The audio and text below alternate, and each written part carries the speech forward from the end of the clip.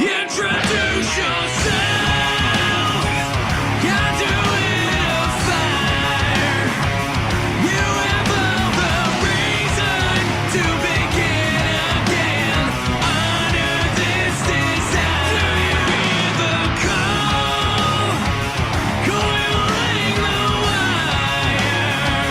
You have all the reason to begin again. Under this desire, I have found the catalyst, and I have found the catalyst in you.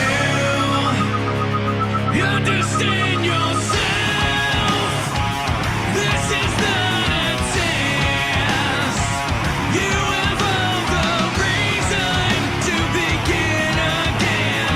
Honor this request. Do you wait for love? Put your request. You have all the reason to begin again. Honor this request. I have found The sound of St. Ricketts. The Catalyst, www.saintricketts.com. They just keep doing the theme music, and we keep rambling along here Wednesday night, 100% live. It is the You Show. And for all you out there tuning in already, because people are getting here, Vividly Vixen will be on shortly, running a little late. It's Yo 2.0. How's it going, brothers? Going great, JD Wolf. You're in the house. Vividly Vixen will be here shortly. It's running a little behind. That's perfectly okay.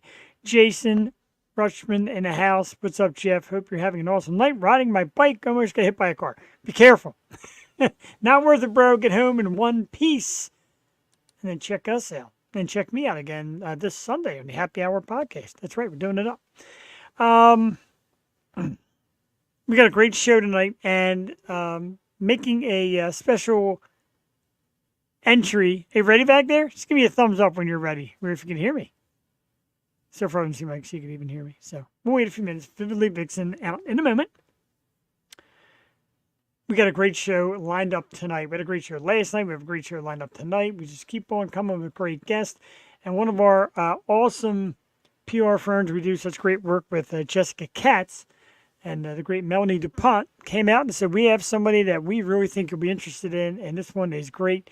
She's an actress, a comedian, an author of a brand new book entitled The Brink, a memoir. She'll be with us this evening as well, Miss Jaime Andrews, coming up around 8:30. And you also see Vividly Vixen in the picture. She's our guest co-host, waiting to see if she's ready backstage. Viv, give me a thumbs up or something if you're ready. There was a head shake of maybe no. Maybe she's not ready. We'll wait for her. She's back there. I know a lot of you came to see her tonight, not my ugly face. You can see this face anytime. Anyway, we are the Yo Show, like I said, every Wednesday night. Thank you, JD Wolf. She should be cool. She's very funny. Jaime Andrews, very smart, great actress, a lot of work. She's done some of those world dumbest shows, which I love. I love those kind of things. So we're lined up for a great show. Big thanks. 2 Wednesdays ago, last Wednesday, we had a little technical issue. I couldn't get out of work in time, so we missed last Wednesday's. But 2 Wednesdays ago, the amazing singer Miss Bella Irano was here. She was great. And I apologize to Bella for missing her this past Sunday at the Future Star Show. Had to had to run before her appearance. But we thank you, Bella. Last night, the awesome band Ignescent was here. Jennifer Benson came on, and we talked about their music and their career as well. A lot of great stuff going on. I'm watching Viv prepare. Don't know if she's ready. I'm checking in. Yes, no. She's telling me she can't hear. Let's try bringing you in. Should I try bringing you in? Let's give it a shot anyway. Worst comes to worst, if she can't hear us or we can't hear her, you at least have to meet the girl with the $1 million smile. I met her doing the Happy Hour podcast. Shout out to my man Ray Chase. And immediately after, I'm like, yes, please come on my show. And she's like, sure. And she's lovely and amazing and a superstar. And again, the $1 million smile. Let's give it up for Miss Vividly Vixen. Good evening. How we doing? I don't think she can hear me. She's making a pouty face, though, which is pretty cute. No, I can't hear you. Oh, What my headphones are doing. This happened last night, too. Try going out and coming back again. I don't know why, but it happened last night, and that was the end result.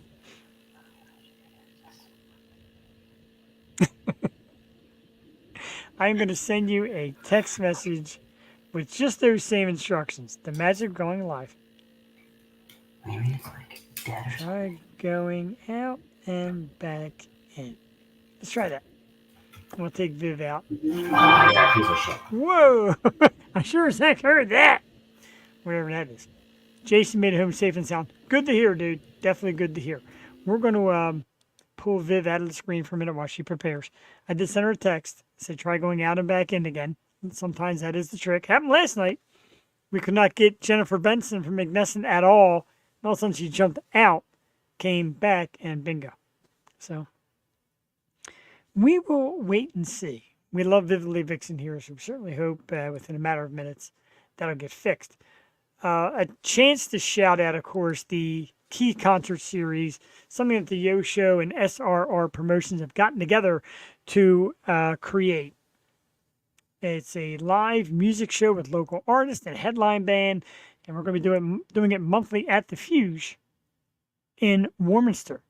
And the lineup is out there. The headliner is Cole. The Grimjacks, Bryn Athen, and Twisted, all on the bill. Tickets are on sale right now. KeyConcertSeries.ticketleap.com. The Fuse and Tranquility Brewing on site. SRR Promotions and the O Show bring you the Key Concert Series. And we did mix in some videos just in case we have any issues with our wonderful guest co-host, Miss Vividly Vixen. In case she can't make it, we'll play videos. I loaded up a couple of videos from the Grimjacks and Cole and song from Twisted just so you can get to meet them. Viv, how we doing? Watching her backstage, she looks befuddled. It's a new setup tonight, so it looks like she relocated her usual setup and might be having a problem jumping in. But that's okay. We'll wait patiently.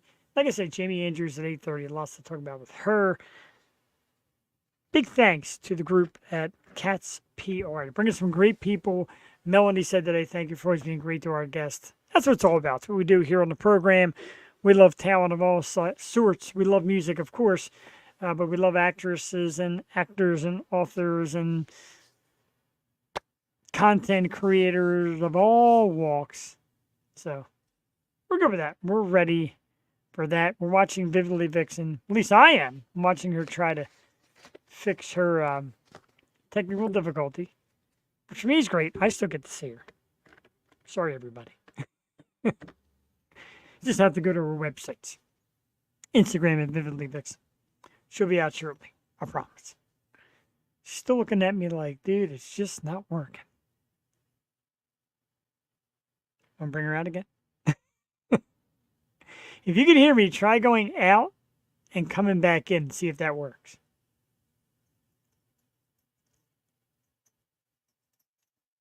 We'll see. We're still working on it.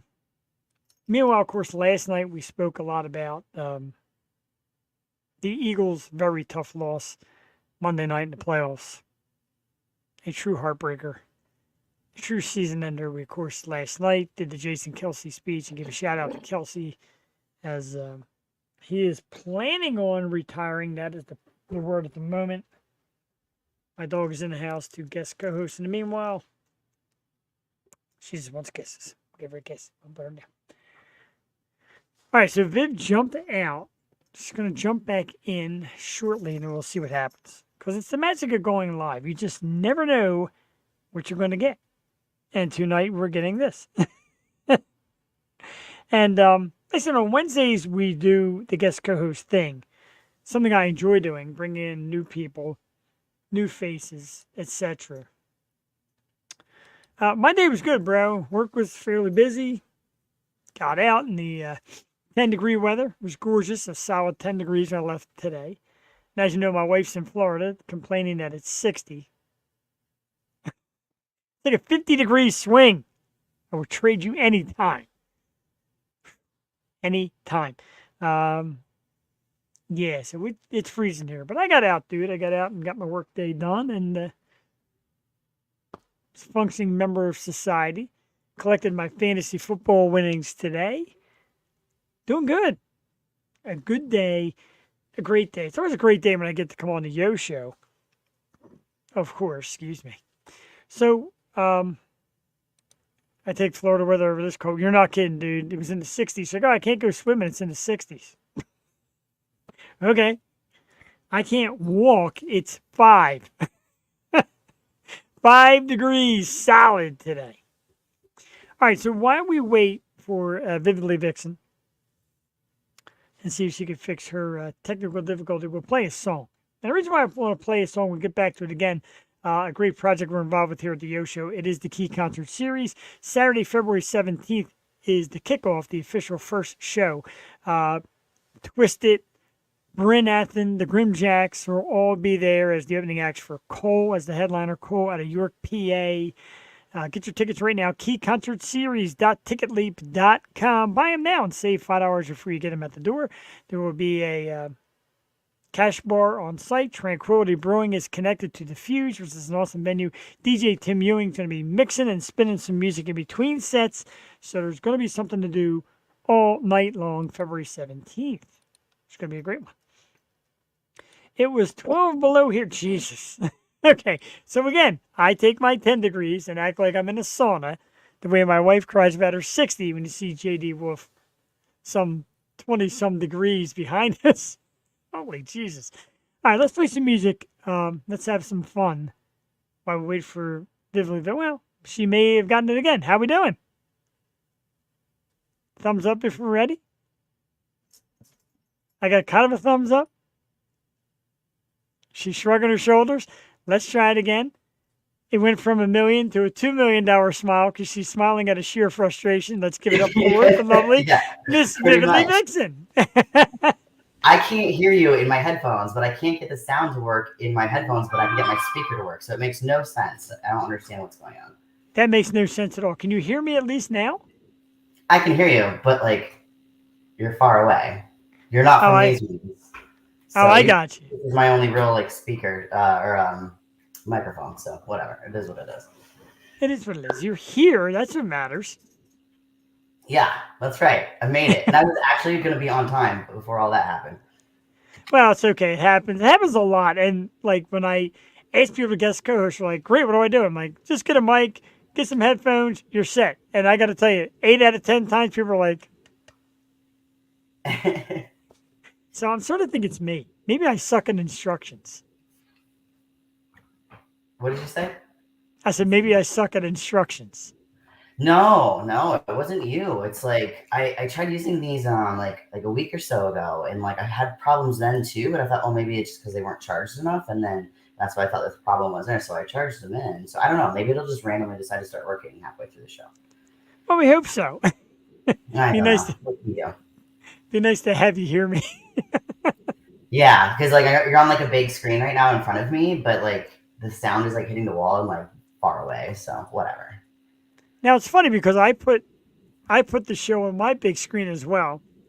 You look amazing. I look terrible. How do I look on your screen? Because I think I'm rotting away here. I'm getting older by the Oh, second. I don't know. I don't know. I think you look just fine. Thank you. That's all that matters. We can go to bed now. Have a great night, everybody. No, seriously, My that's speakers awesome. just died. Can you still hear me? I can still hear you just fine. Okay. I don't know. It just made the I'm dying sound. So, all right, I'll just leave it on. Maybe it just wants to stay there and just not work. I don't know. Whatever. Ah, Sorry. that's all Damn right. You, thing. I'll you take them still back. you still What's got going the on with great you? show.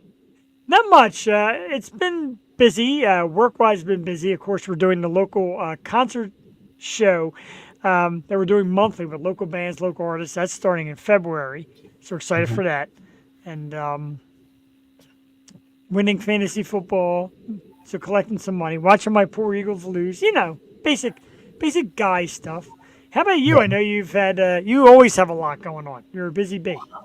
I do. I've had so much going on, and not all like the greatest either. But I'm chugging through it, trying. Yeah, New Year's resolutions. I'm like, yeah, we're gonna. I got a laundry list, and I'm gonna get that shit done. So, one way or another, it might kill me, but I'm gonna do it. I'm gonna try. One way or the other. And you know what it is? Not to sound ridiculous, but I would never call my to-do list a laundry list because I despise doing laundry. So No, I no. have a laundry list of to dos for my New Year's resolutions, and it's like a daily basis thing. Like I'm just Oh getting tied man. up. I'm doing it. There's no Well, good turning for back. you. Good. That's usually your motto, and that's one of the reasons why I love having you. Is you're very determined, and your social media is always popping. You're always wearing a big smile, no matter even when the chips are down, and when you're talking about like a tough subject, you still got like this big smile on your face, just forwards and through. I love that about you. I really do. I think it's awesome. Well, thank you. I've like if shit hits the fan. Life isn't perfect. You gotta just put your game face on, and like, you could be having like the worst day ever, and it's like, well, at least tomorrow's gonna be better. Like, just always look for the bright side. I don't know. That's what I try to do. It's I'm true. not always there. I'm not always there. It's been a rough start to the year, but I'm working on it. I always feel better the next morning. So like if I have a bad day or something bad happened or whatever, it's like if I can just go to sleep and get through the rest of this day and night, wake up in the morning, I'll feel better, and it always works. Everything looks different with a fresh brain. That's very cool. Our good friend Chus is back in the house, all the way from South America. Dude, it's good seeing you tuning back in. And I got this message from Tracy Bounds. Trixie and Yeah, I love them. Hot Tiki Fun are listening for the first time from the Freaky Tiki. So thank Yes, you yes, for, yeah. yes. They're so cool. Yeah, so they have a room at Secrets in Kissimmee, and we've been like friends for like a long time, but like just acquaintances like through other people and through the place and like through Facebook and whatever. And then a couple of weeks ago, it was maybe like the second week of December or so. They were there. I think the same weekend that we were there, and yeah, it was fun. It was fun. They have a great room. The room is really cool because at Secrets, each room is owned by individual people, and then they get to decorate it however they want. So I mean, you can Yeah. have plain Jane, whatever regular hotel room, or you get like mirrors on the ceiling, stripper pole, spank bench, like St. Andrew's cross on the wall, like see-through peekaboo showers with your neighbors that you can't close like the window in between, and it's just like, oh, Wow. hey, I'm showering. Like, hey, I don't know who you are. I'm showering, and there's only glass separating us. So weird things like that. So yeah, they have one of the places there, but it's really cool. Very cool. They have a room with a puppy dog costume. So I'm going to dress up as a puppy dog and just have somebody pet me and tell me I'm a good boy. There's rooms with cages. Ah, all right, we're getting somewhere. Is that what you like? Is that your fetish? You want to be locked in a cage? Not really, but it sounds good. You said cage up here. What the hell? Whatever you want. You can like hang me upside down from a ceiling fan, and I'm there. All right. Oh, anybody or just me? Yeah. Well, you of course. Oh, okay. All right. After we do the ass waxing, right?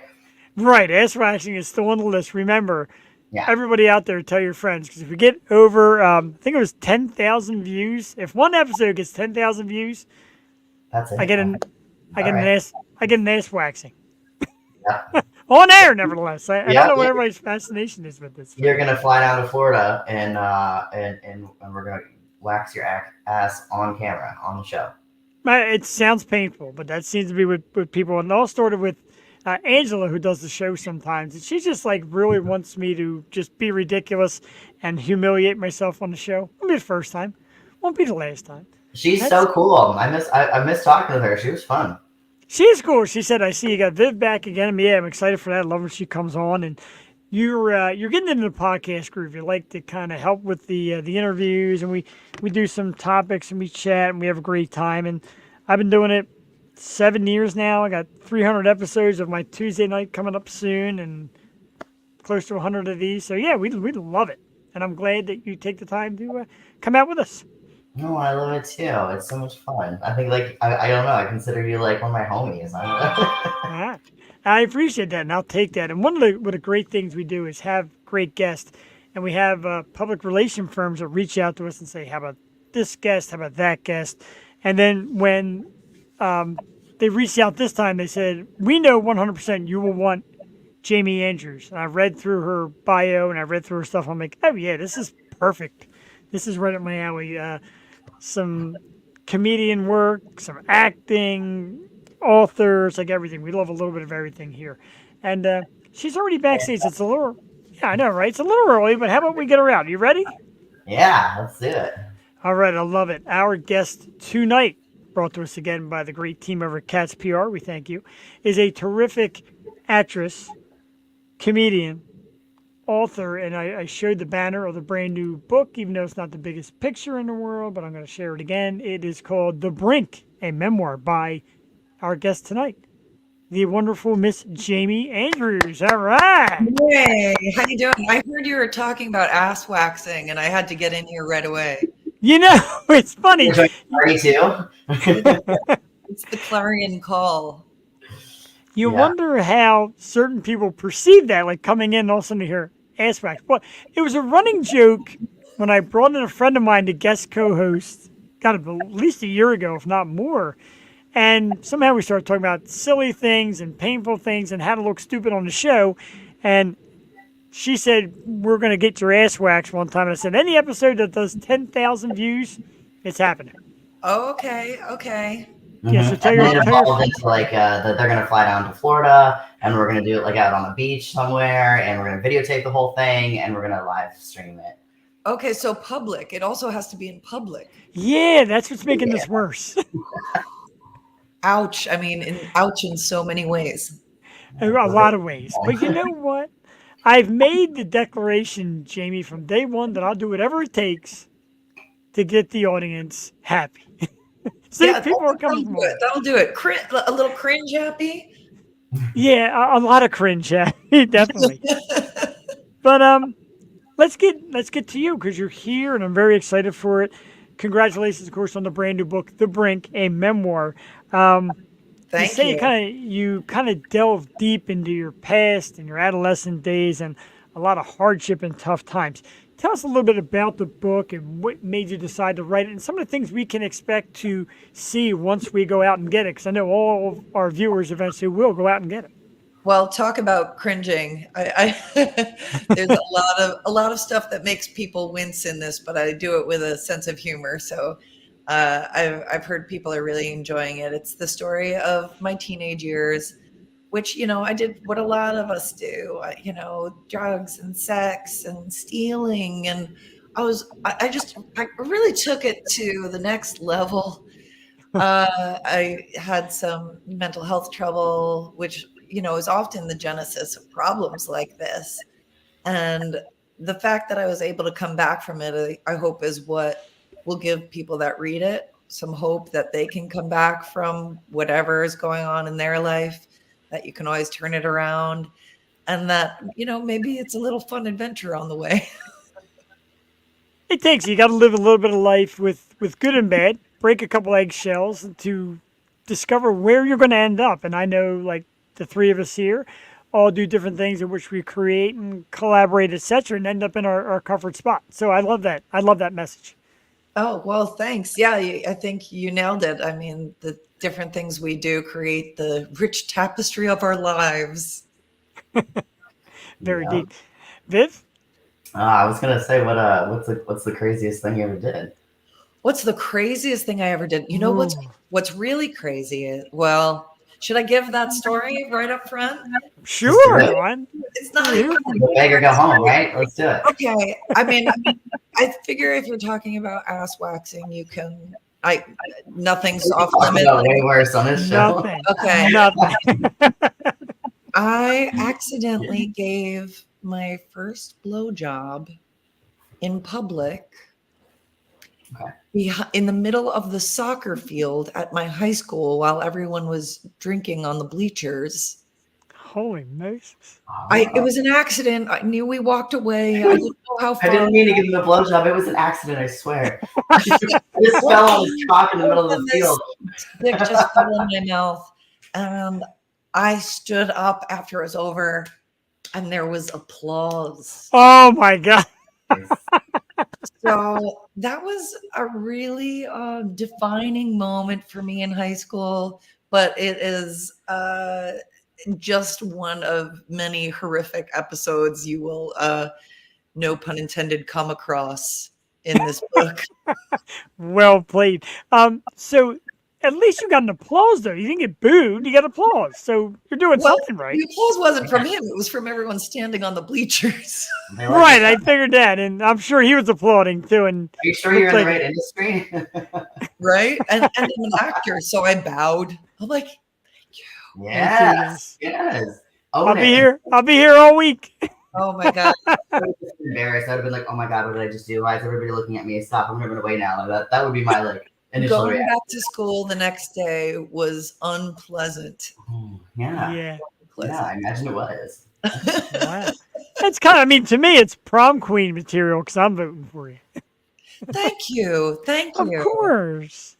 And I mean, you kind of lay it all out. Like you said, nothing off the table. You said it here, Right. and there's a lot in the book. How does it feel to put every last ounce of your deepest feeling into a book for the whole world to read? I know we talk about inspiration. Yeah, we Right. get that. But the nervousness of, okay, here's me and having everybody read. Well, it is very vulnerable. But I know I shouldn't count on the feedback from outside, but to hear people say that it impacted them and that they think the story is worthwhile and helpful to people has been totally worth it. But I actually was afraid to put it out. I first wrote this book 20 years ago, but I was just starting my acting career and I didn't want to be associated with this story. I didn't want that to be what my name was. And so I wanted to publish it anonymously. And the agent who was interested in it said, no, we can't do that. We market you as a writer. So I passed, which was maybe dumb or maybe not. I wound up having a great career, but now, I think I'm established enough that I don't think it will impede my career in any way. I think in a way it's like, wow, you went through all that and look at where you are now. I'm proud of it at this point. You should Good be. thing. Thank you, Van. Yeah, for sure. It's hard putting yourself out there for the world to see and judge. Oh, Because for sure. That's, Yeah, I that's, mean, that's a huge thing for sure. It's a vulnerable thing to open up to people you don't know, and not just Yeah, one person absolutely. or a group of people. It's like the whole world. It's like, hey, this is who I am as a human being. Don't mind. Yeah. Hope you like it. Or there's a lot at risk. Yeah. I mean, and if I were a laughing stock because of it, that would be my own fault. But luckily, the reviews have been great. It's a real honor. I'm really proud of it. Not That's proud of great. all the things I did, but proud Well, of the way that it came out. Be proud you're not still doing them. There you go. there you go. I mean, because nowadays at this age, we're talking like Major League Baseball stadiums, concert halls. So God only knows where you get caught nowadays. Right. Right. So we'll thank our lucky stars. So you also wrote and produced a movie called Division, which is a really neat story and very unique about an actress and a fan that linked during the pandemic. I'll let you tell it more, but it's a compelling story. I love it. Tell us about that and getting a chance to, God, do everything, write, produce, act, the whole 9 yards.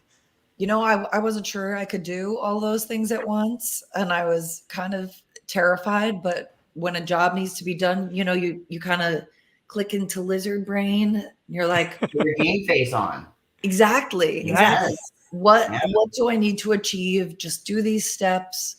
And as you said, you encapsulated the film very well. I was inspired to write it during the run up to the election of 2020 when we're all stuck inside in the pandemic. So it's a very small film, and it's based on parts of my life. Whereas I am a small time actress, I connect with a fan online, and it's a fan of Globe's Silliest instead of World's Dumbest, which is the show I was on. And I have had talked to several fans over the years of that show. And so I imagine what happened if a romantic connection was felt with one of them. And so I feel like it's fate that I'm talking to this person, and it turns out they live near me. Oh, wow. And we discover ultimately that we have opposite politics. Oh, we know how that goes. Right. Well, do we know how that goes? Can we come together? Do we realize we're too far apart? And of course, it comes to a dramatic conclusion. But I've been told that I'm very even-handed politically. Like I just, showed both sides as human beings, because we are human beings, and we are so divided now that I hoped that this movie could make a difference with that. I agree. We keep it off this show 100%. We really, because it's enough people go there. We look for the bright spot in everything, and Yes. the arts and entertainment is what's supposed to keep us from that. So that's why we do what we do here. And I appreciate the way you gracefully handled the topic and spoke. It's very cool, though. Any nerves getting that? Because then again, you got your memoir you laid out. This is now your creative work that you put everything into, writing it and producing it and all that. Now, how does that feel knowing that, all right, this is actual art I'm sticking on a screen and people are going to watch it? Oh, it was terrifying. I actually, the first day of shooting, I had Jamie's freakometer. We were actually never sure if it was a freakometer or a freakometer. If you guys have any thoughts on that, I'm happy to adopt whatever you think it is. A thermometer is pronounced thermometer, so I would That's say true. Okay. Okay. Freakometer. Awesome. Really awesome. Brilliant, Viv. Thank you. Yeah. So it went from 1 to 10, and there was an arrow, and it was going to be no matter how much I was freaking on the day. Am I at a 10 freak? Am I at a 4 freak? And I wound up not using the thing because I never freaked out. I was totally chill about it. And then it got into this festival in Los Angeles, which is where most of my people are. I spent 13 years there. And so all my friends got to see it, and everyone really dug it. So yeah, it was terrifying to be like, I put my everything into this. I mean, it was my heart on the page. It was my heart on the screen. I'd never carried a movie before. So, can I pull that off? But to have people, that was one of the best weeks of my life. And then at that festival, we won 4 awards. Congratulations. Thank you. It was incredibly validating and moving. And oh my gosh, I wish it was like a Black Mirror episode where I could play back that moment when I feel grumpy, just play back that moment of that week. Black Mirror is a mind fuck. Right? I can't watch it by myself. I have to have someone with me, or else I'm like tweaking out the whole time. Like, okay, wait, is this what? Like, and then afterwards, you go to sleep, and you're like, nope, now I'm just gonna have dreams about this shit all night. No, I can't do that. Oh, you actually just gave me chills. Yeah, no, you're right. It's creepy. Yeah, I haven't even made it through the first season, and I started watching them on like 4 years ago. I'm like, I just can't do it. But yeah, I love it. But it's like I have to have somebody there with me to talk about it afterwards. Because if I don't talk about it, then it's just gonna build up. I'm like, what simulation am I living in right now? What am I doing? Is this just a point system? Like, what is this? Oh, that one was good. Oh my God. It does feel like that, especially when you're like in a Lyft or Uber and you like have to give someone 5 stars. It's just like that episode. It's too creepy. Yeah, social media is a lot like that, actually. it's developed into that a lot. Yeah. I don't know. Maybe they're trying to tell us something. Or what, art imitates life or life imitates art. It's hard to say which one sometimes. Exactly. It's all It is It's all a it is simulation. difficult. It's difficult for females in the social media world. We touch on it once in a while, and Oh yeah. men just got to do better. Period. Thank you, That's the Jeff. longest they do. Oh my Given God, your they do. point. Do you agree, Viv? Men I- just need to Oh, you do guys were both better. talking at the same time. I couldn't hear what was I just said men just need to do better. Oh, yeah. They need to learn how to take pictures of themselves. They need to learn how to just communicate. Like typical in real life. Yeah, they're not very good at that in general. So yeah, it needs to transfer over into online. They just like, oh, why nobody likes me? I'm a dude and da da da. It's like, well, no, but like look how much effort like this woman, this random person, whatever, puts in. Like, okay, there's like family, or there's clothing, or there's activities, or there's travel, or like, and it's all well laid out, and the lighting is good, and like the wording is spelled correctly. Like, there's a lot that goes into it, and guys are just kind of like, why does nobody like me? Jamie, Nobody loves me anymore. Jamie, I give you 100% permission on this program to man bash. I'm a straight heterosexual yeah? man and got a lovely wife, but you can man bash here all you want because I know men need to be better. Well, My I'm- wife Jack- tells me every day. That's his fetish. We were discussing that before you came on. He wants to be locked in a cage with a leash like a puppy. Yeah, I oh, wanna- okay. I see. I wanna be I see. corrected when I'm good. I get it. I think the only way I would bash men is there are men I've come across online who think I'm like less of a woman because I don't have kids. Like that's all we're there for. That's Wow. weird. Have you ever seen that? I've seen it, I've heard it, and I have more females that want to get together and kind of do a worst of kind of program, like you said, like World's Dumbest, like worst of the internet. Like as far as like men and their responses and their actions, and got a couple of females like I'd be down for that. I mean, of course, we can't mention names, but Of course. the stories. Well, you'll know the stories, right? Wink. Absolutely. So we do this here, and I know I love podcasts, webcasts, broadcasts. And I've been doing it 7+ years. And Vividly Vixen, she's been with us a few times. She's growing into it and loving it. You are on a podcast as well, the Daniel Baldwin Show. You're a co-host. How did you land that job? That's really cool. And how much do you enjoy podcast? Oh, let me tell you, I'm with you, Viv. I'm growing into it. It's a new thing for me, but we've been going for a couple months, and Daniel has done podcasts before, so I feel like I'm kind of the Robin to his Howard Stern.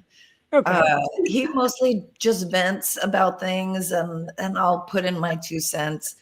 But he's a great guy. We worked together on World's Dumbest. So I knew him that way. And I also grew up in the town next to him. So I feel like we've got this kind of neighborly quality to our interactions. Like we understand each other as Long Island kids.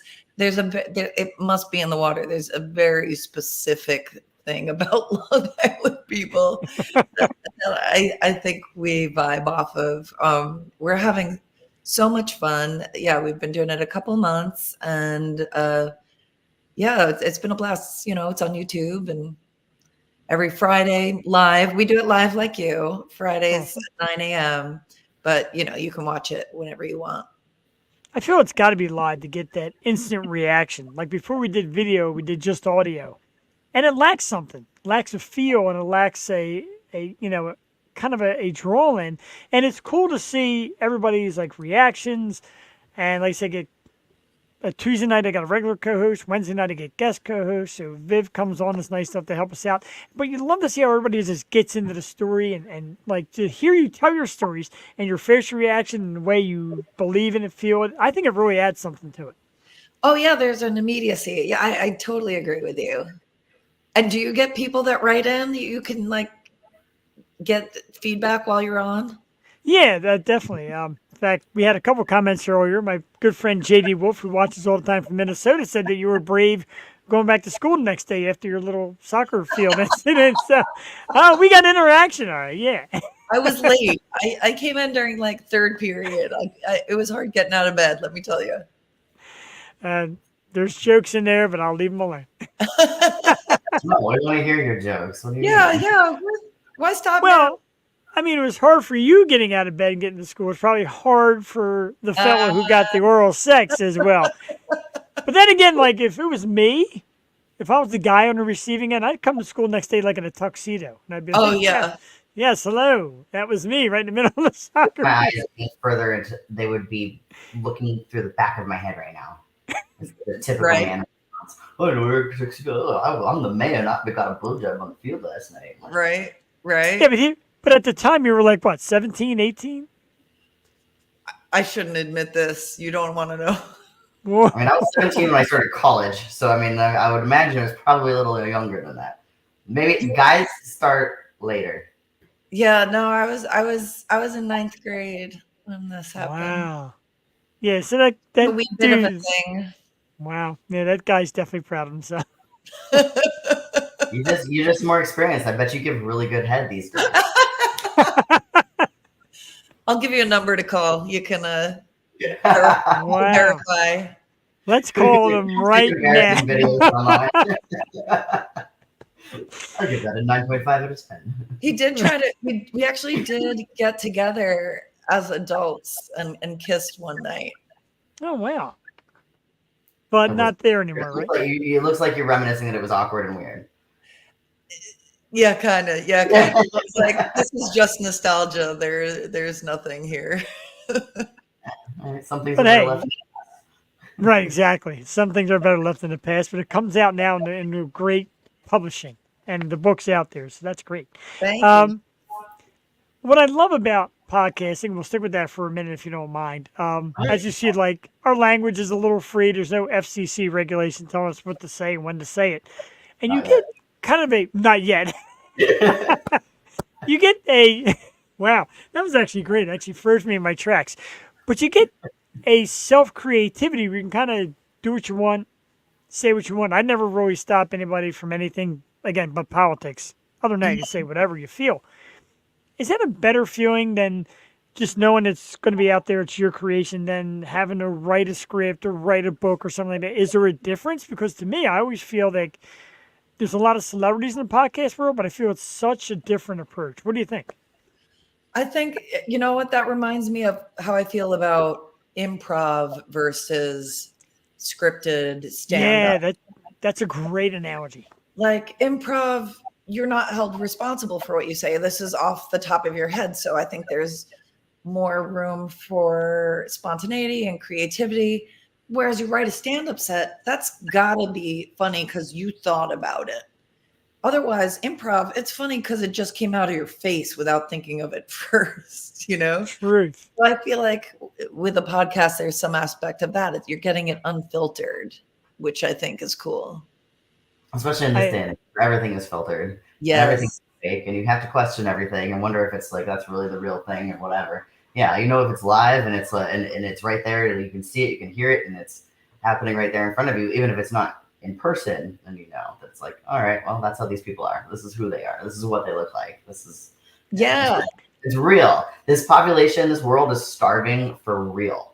Yes. Mm. All levels, real food, like real, just realness. Even like the dating scene, you know, you go on a Tinder date or whatever, and it's like, oh, I hope I don't get catfished on this one, you know, because you just never know. So yeah, no, I think our whole population, our whole world is just starving for just real shit all across. Sorry, that's not, Right. I'll end my rant on that, but yeah. Well, yeah, everyone's no, that's a good rant though, because like you're right. So many people are putting forward this image of who they want to be seen as instead of just being who they are. Mm-hmm.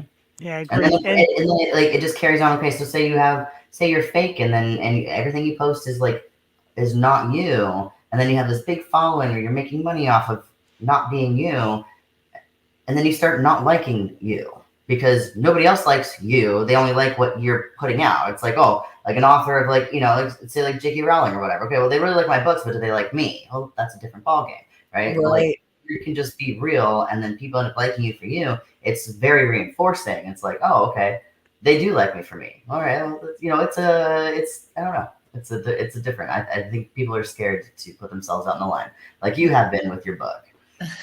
Well, it only took a few 20 years. decades to get myself to do that. You know Trust what? me. Better late than never. It's all right. Right? It took me 40 some years of age to do this, and I always wanted to, and then swore I couldn't. Then somebody got me into it. Next thing I know, here we are. You said And 40 what? it took me 40 some years to get here. I'm not saying how old I am though. No, but was it 40 something or 47? I heard 47. 40 something. Okay. All right, I see I'm how it is. currently 52. If anybody wants to know, I know I Alright. look great for 50. I'm like a When's your baby. I birthday? got April 27th. Okay. I'm a Taurus. Are you doing what sign is that? Taurus. Taurus, okay. My sister's a Taurus. I And get along really well with Taurus. Go figure. Hey, Jeff. that's why I love. That's why I love Viv. 100% authentic, 100% of the time. Aw, thank you. That's the way to be. One of our audience wants to know your favorite movie or acting role that you've done. I mean, World's Dumbest is awesome, but what is like some of your favorites? Well, I mean, I don't mean to be self-serving to say like Division is the favorite movie I've done because obviously I put everything into it. I'm the lead in it. Like it's a character that was literally written for me because it's me. So I mean, that's the favorite. But like as for things I was hired for, I really like Greenland. I'm in that for a bit. That was a really Yeah. good movie, and I had a really good time doing it. And as you said, World's Dumbest was a fun gig. I loved the show Good Girls Revolt, which was an Amazon show that got canceled after the first season. Oh, they can't all the good ones. Yeah, no, They do. there was a whole scandal about it because the Amazon exec who canceled it hadn't watched it, and he was against it being a feminist show, and it turned out like a month later he got fired for sexual harassment. What? The irony. Oh, we can't have a show about that. Right? Isn't that funny? I mean, that's one of the things I love about life. It's got a really great sense of humor. Someone put a down sign on me. What was that? What is this? Oh, I don't know what that is. Well, yeah, what is that? What is it? I've never seen that before. Is that somebody doing that, or I don't It even made know? me cry. You don't down sign. It wasn't me. We love women here on the show. How did you do a Women down are sign? I Maybe can't they connect to the were chat. I was maybe trying they to were connect to the thumbs chat, but it downing showed that it got canceled. maybe they were because that's terrible. And every time I get into a show, it seems to disappear. I'm starting to think it's me. Oh, really? I don't know. I got bad luck. Every show I start to like disappears. Oh man. I guess the Yo show's next. But here's one I love. I got to ask you this one too. Okay. You were on the cover art for a My Chemical Romance album. I was totally rocking And- out to them on the way here to like where I am right now, like set up for the podcast. Like I love my kind of. That's crazy. Absolutely. I mean, I'm a big fan, and I never noticed because I'd seen that album cover before, and all of a sudden I'm like, wait a minute. I'm like, oh my God. How did you land that, and how cool is that? Because that's like, man, I talk about you wearing many hats and having so much creativity from, like I said, writing, producing, acting, She's just a and also badass. like, right, and also like rock star Yeah. modeling. That is badass. How did you get that gig? How funny and random is that? No, I've had just a super weird, varied career. And that was the first job I got when I moved to Los Angeles. And we just submitted pictures. My agent sent them pictures, and the band picked me from the Wow. pile of pictures. And what's funny is I now get paid to go to like autograph signing events because their fan base is Oh, yeah. super into them. And so there's a demand to meet us, which is crazy. And like I made more at the autograph event than I did for doing the actual album cover. Like it was like I got paid almost nothing and I got a parking ticket picking up the check. Like it was just but it was so fun. I loved working with Jameson as the demolition lover with me. And my favorite story. And this is the first part is in the book because by the end of the book, I haven't gotten that job. But I think life is crazy because when I was a depressed teenager, I wrote a poem called Bloody Bride about dying on my wedding day. And then Yikes. I wound up playing a bloody bride dying on my wedding day on that album cover. Oh, it gives me chills. I was so scared when I got married. Yeah. That's some deja vu shit right there. Like you got some, Yeah, Crazy. kidding. some spidey senses going. Little psychic energy going How on. old were you When I you wrote like that did the poem, poem? I was 15. Wow. Jeez. All right, I'm going to create a scene in my head where I win the lottery and win billions of dollars. There you go. Manifest it. Right? Yes. Write a And poem then about it. I will. And then we're going to have a giant I'm a geek in-house poet. studio. We're all going to sit around a big table and do this instead. Okay, a little slam poetry session. Yeah. And then I'm I not get very my good at it, but I love it. Like, yeah, I'm down. and then Do you the guys ass like waxing. read? The ass waxing will have like 50 people in line just waiting to take a swipe. I'm gonna be singing poetry while I'm waxing your ass, Jeff. In a bikini on the beaches here in Florida, and smiling away and ripping off whatever my favorite poetry is at that point in time. Deviating slightly is like, okay, then this is really random because I'm just super excited about this. But you guys have Netflix, yay, no, Yeah. maybe. The Fall of the House of Usher. I It's all love based on Edgar Allan Poe and like one of his main poems, and then each episode I love it. Like each episode is kind of about the poem, or if it's not really fully about the poem, like a different poem. It's not like each episode is a different poem-ish. And then if it's not really about the poem, then it brings a different poem into the mix, and then you can see like the tied in aspects of like the raven sitting and watching, and like the way that the raven sits, and like, okay, you go and you read The Raven by Edgar Allan Poe, and you're like, oh my god. And it's all about like how grief, and how we handle grief, how it settles in, how it hits us, like everything. And that's like this is a horror show, and like the whole family. Have you guys seen? I skipped ahead. Oh, I thought it was Have you brilliant. seen like a preview or anything? No, I saw the whole thing. I loved it. Oh, you did see the whole thing. Okay, Yeah. you didn't. Jeff. I know you didn't. Oh, I'm writing it down.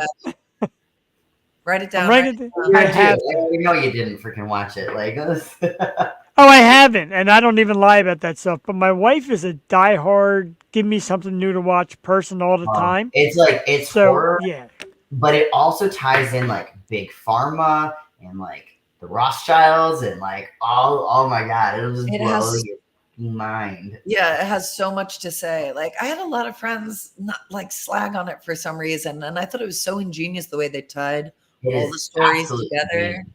Yeah, it is. Ah. It's phenomenal. I It's didn't on have the Netflix, list. and then I saw the preview for that. I was like, I'm getting Netflix, so I can watch that.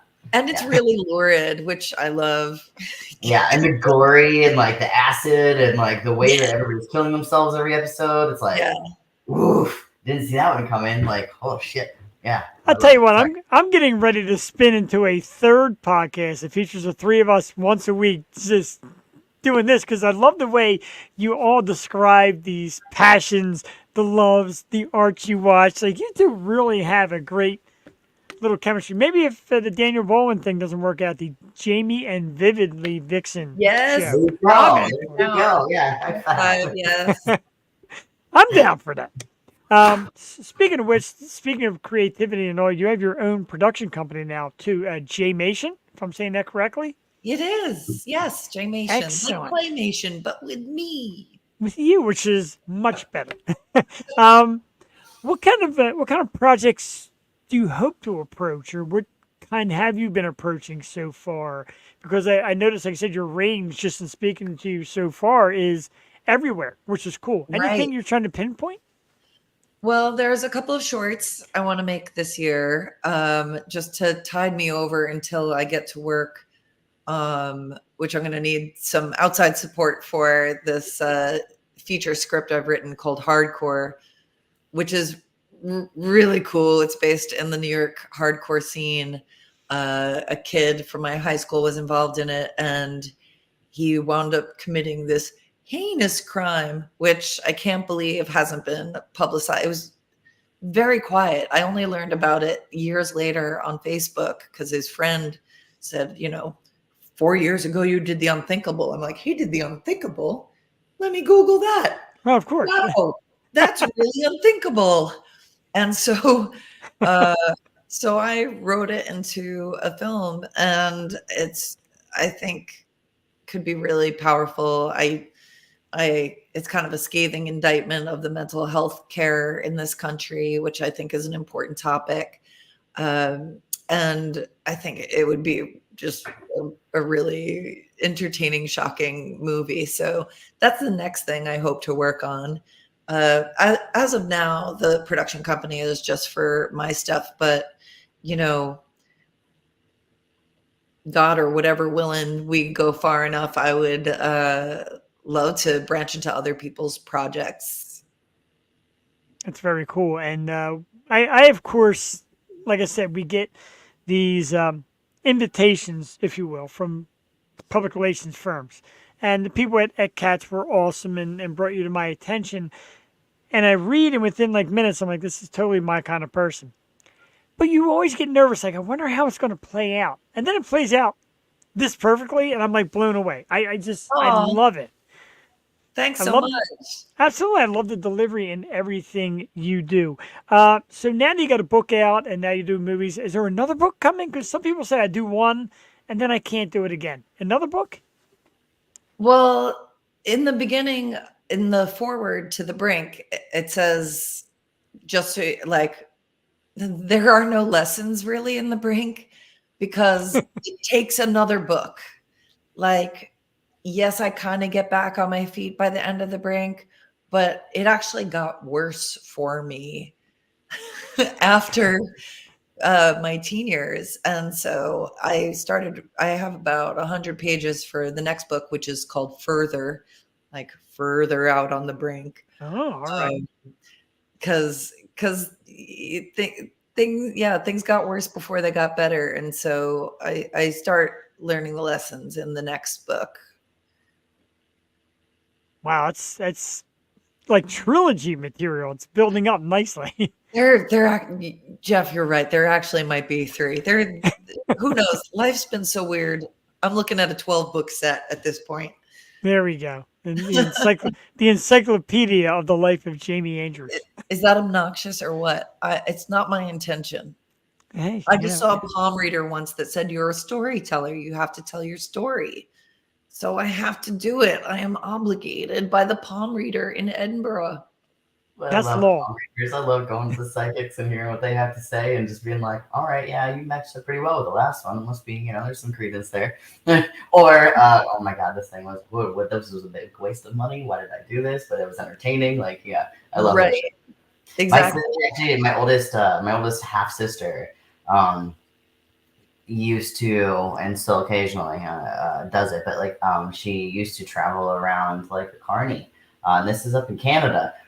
She used to travel around reading cards and doing palm readings, and yeah, it's like the tarot and then the palm readings and all of that. And so when I was like 5 years old, she gave me a pack of tarot cards and like taught me how to use them. And I still have that same pack. I actually have that pack in my truck right now. No way. Oh, that's so cool. I don't pull it out all the time, but like, then I don't necessarily believe in one thing or the other, but I've done it so many times, and it's like the coincidence. I don't know how many coincidences until it's mathematically impossible. Like, so I'll take a picture of what the cards are and I'll do a synopsis of it, and then I just keep track of it. And it might be like a year in between each reading or something, but then I look back like, holy shit, that's exactly what happened to that person. Wow.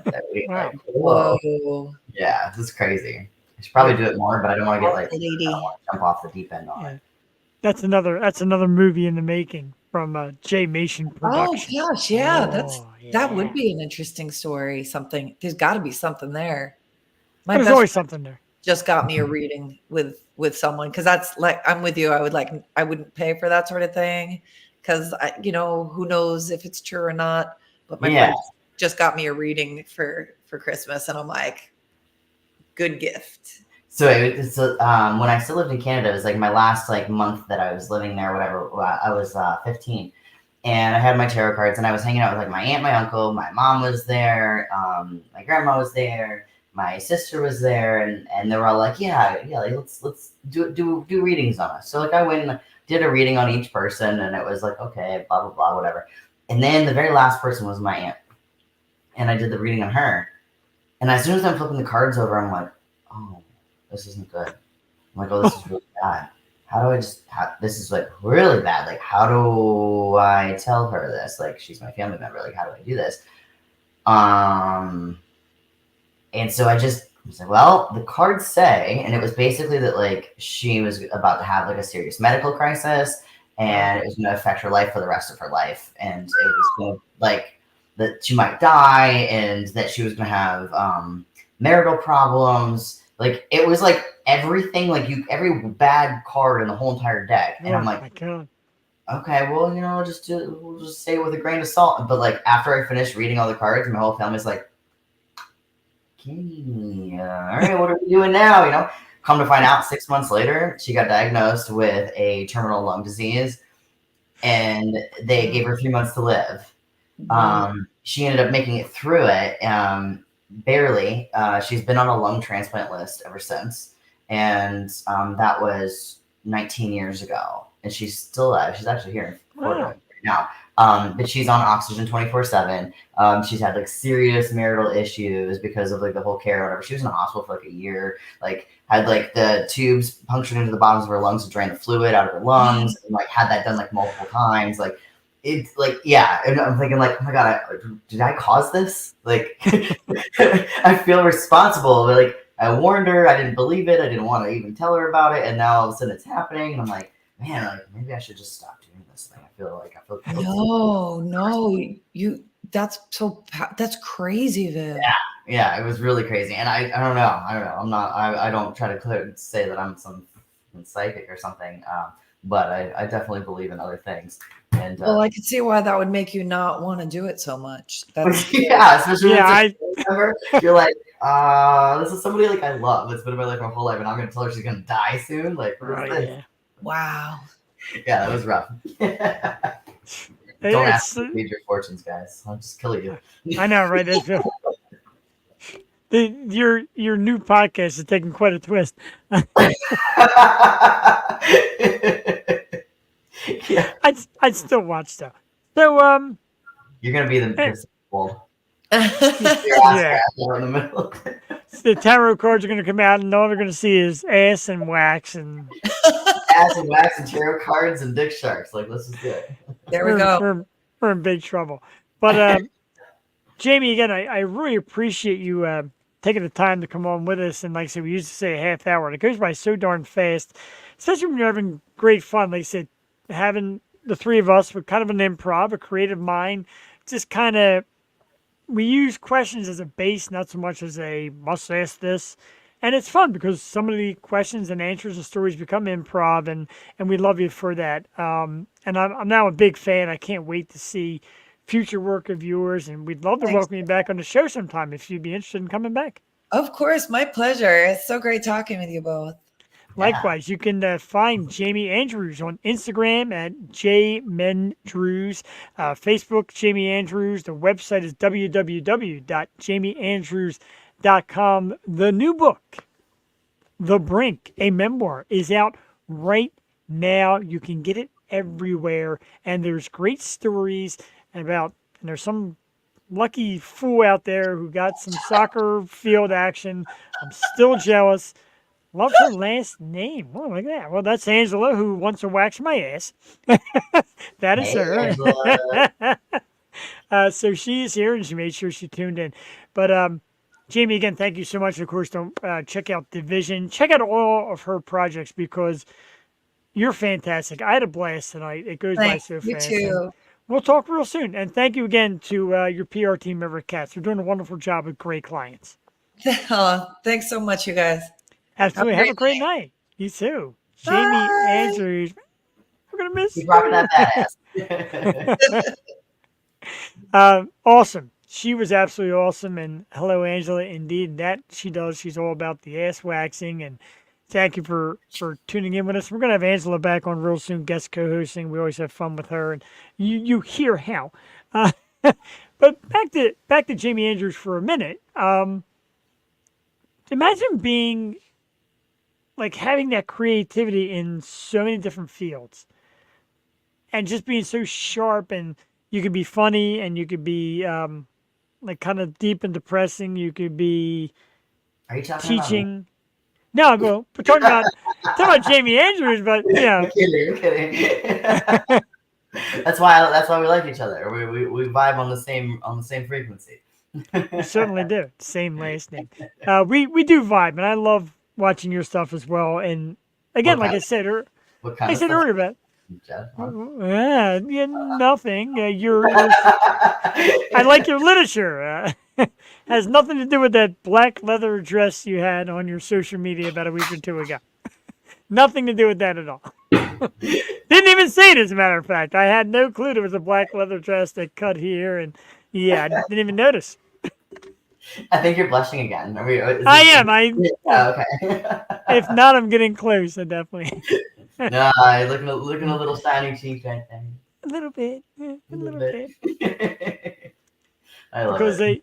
they, to make the comments and say this is a great picture, and then to stare at you in your face and have you call me out on it, two totally different things, Bitches be paying me to do that stuff. I don't know. right? Hey, they do, and we've always talked about your weird and unusual stories. Any new ones? Anything new cooking from the world of ridiculous from your fan base? That's a deep sigh, girl. Anything like extra ridiculous. I mean, I had some guy ask me something about if I thought it was weird if like if step parents like wrestled each other's kids or some shit like that. I don't know. I didn't respond to that one. I don't know. That was an interesting one. I don't know. I got like I don't know. I'm doing some like sportswear. I don't know. I don't really have anything super crazy lately. I've been doing a lot of just putting my videos together. I have so many hours of footage.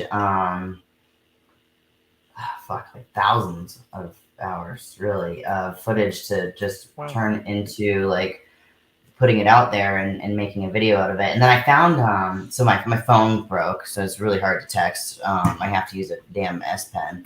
Oh my And I God. ordered a new one a week ago, and then it's still not here. It's just on back order for some reason.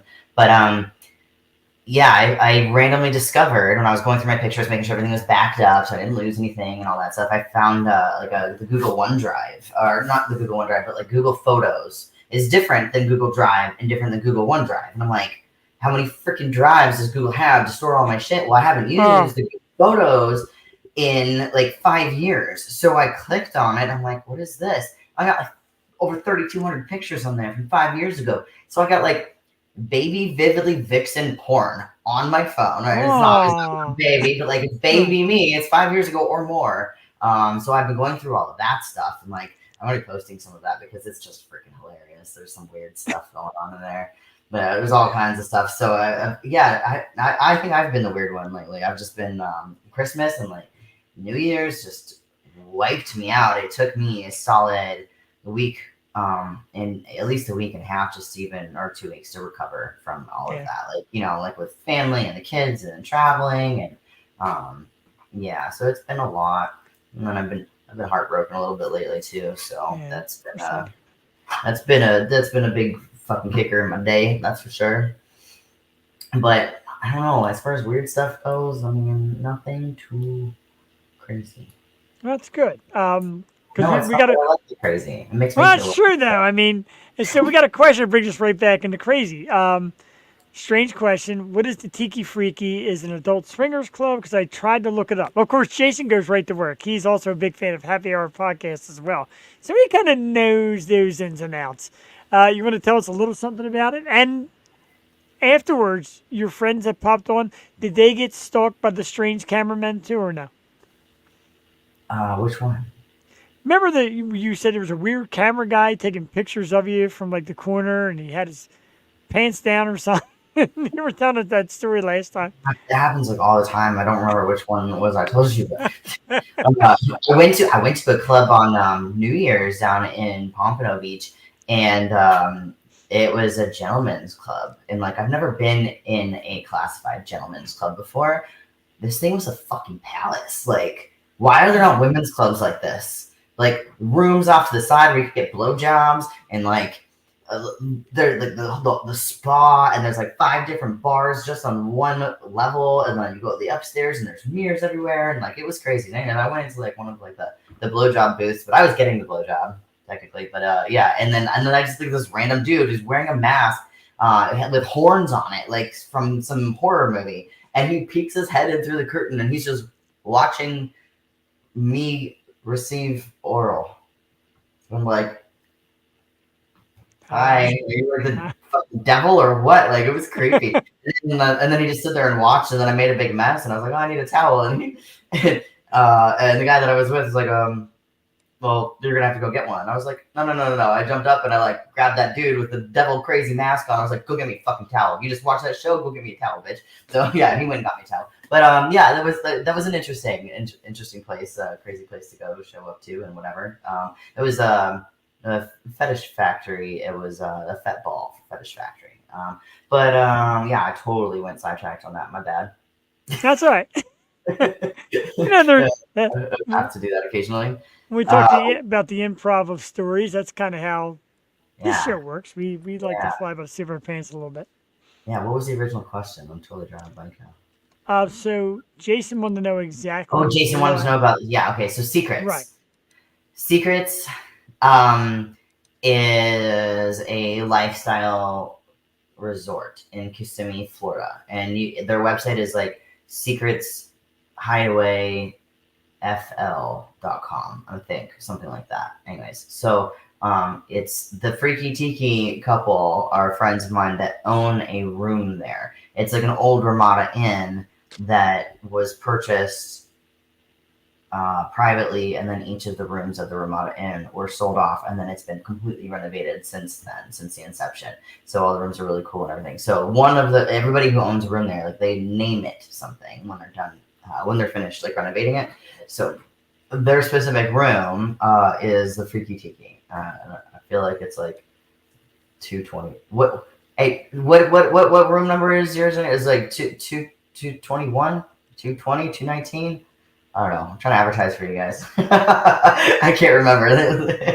But yeah, no, it's cool. You should definitely check it out. And if you're a single dude, find a female friend to go with because it's a lot cheaper that way. All right. Well, okay. So now he's got it. Mm-hmm. Yeah. Sorry, just got a last minute. Last minute request to wax your ass.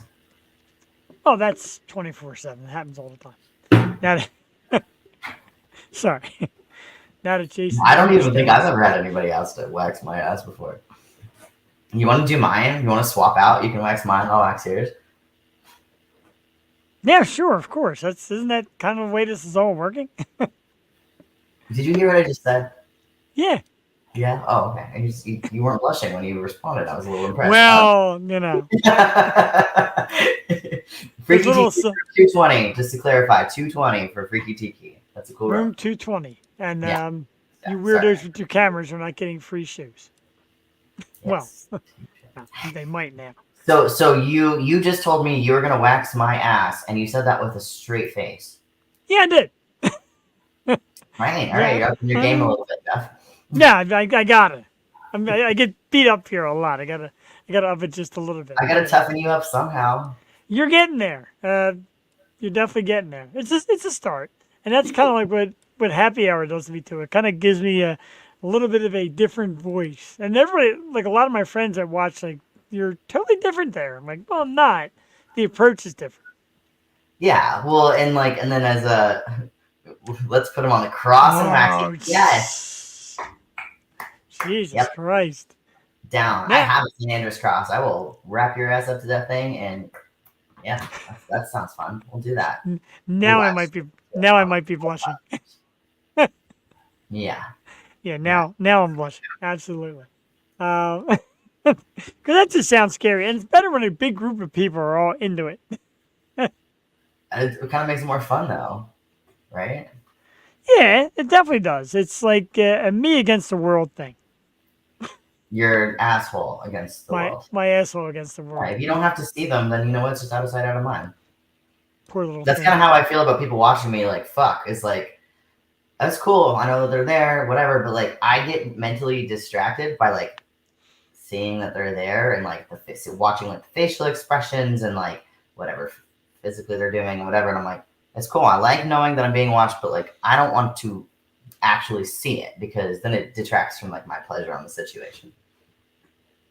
If that makes any sense.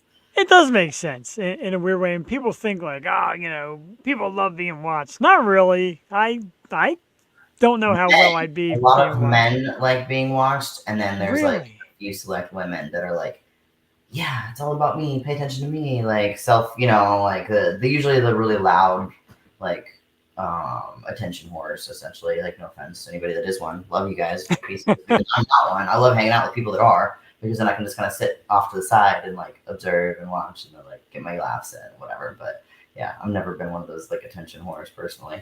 But yeah, men kind of are. They like their egos being boosted. I think that comes full circle to that conversation we had earlier about getting a blowjob in the middle of the soccer field. I know, right? Like that's Welcome a to story. tuxedo, says Jeff. Not if you only lasted 3 seconds. Well, yeah, of course. Please. You'd be the one that wouldn't come to school the next day. Maybe. Hiding. Maybe it's like she could have got it the other way. Like maybe he wasn't that well endowed, and she could have stopped and been like, and just laid dude out right there in the middle of the soccer field. I mean, blowjobs are nice to give on small penises because you don't have to work as hard. Well, okay. A public service announcement by the way.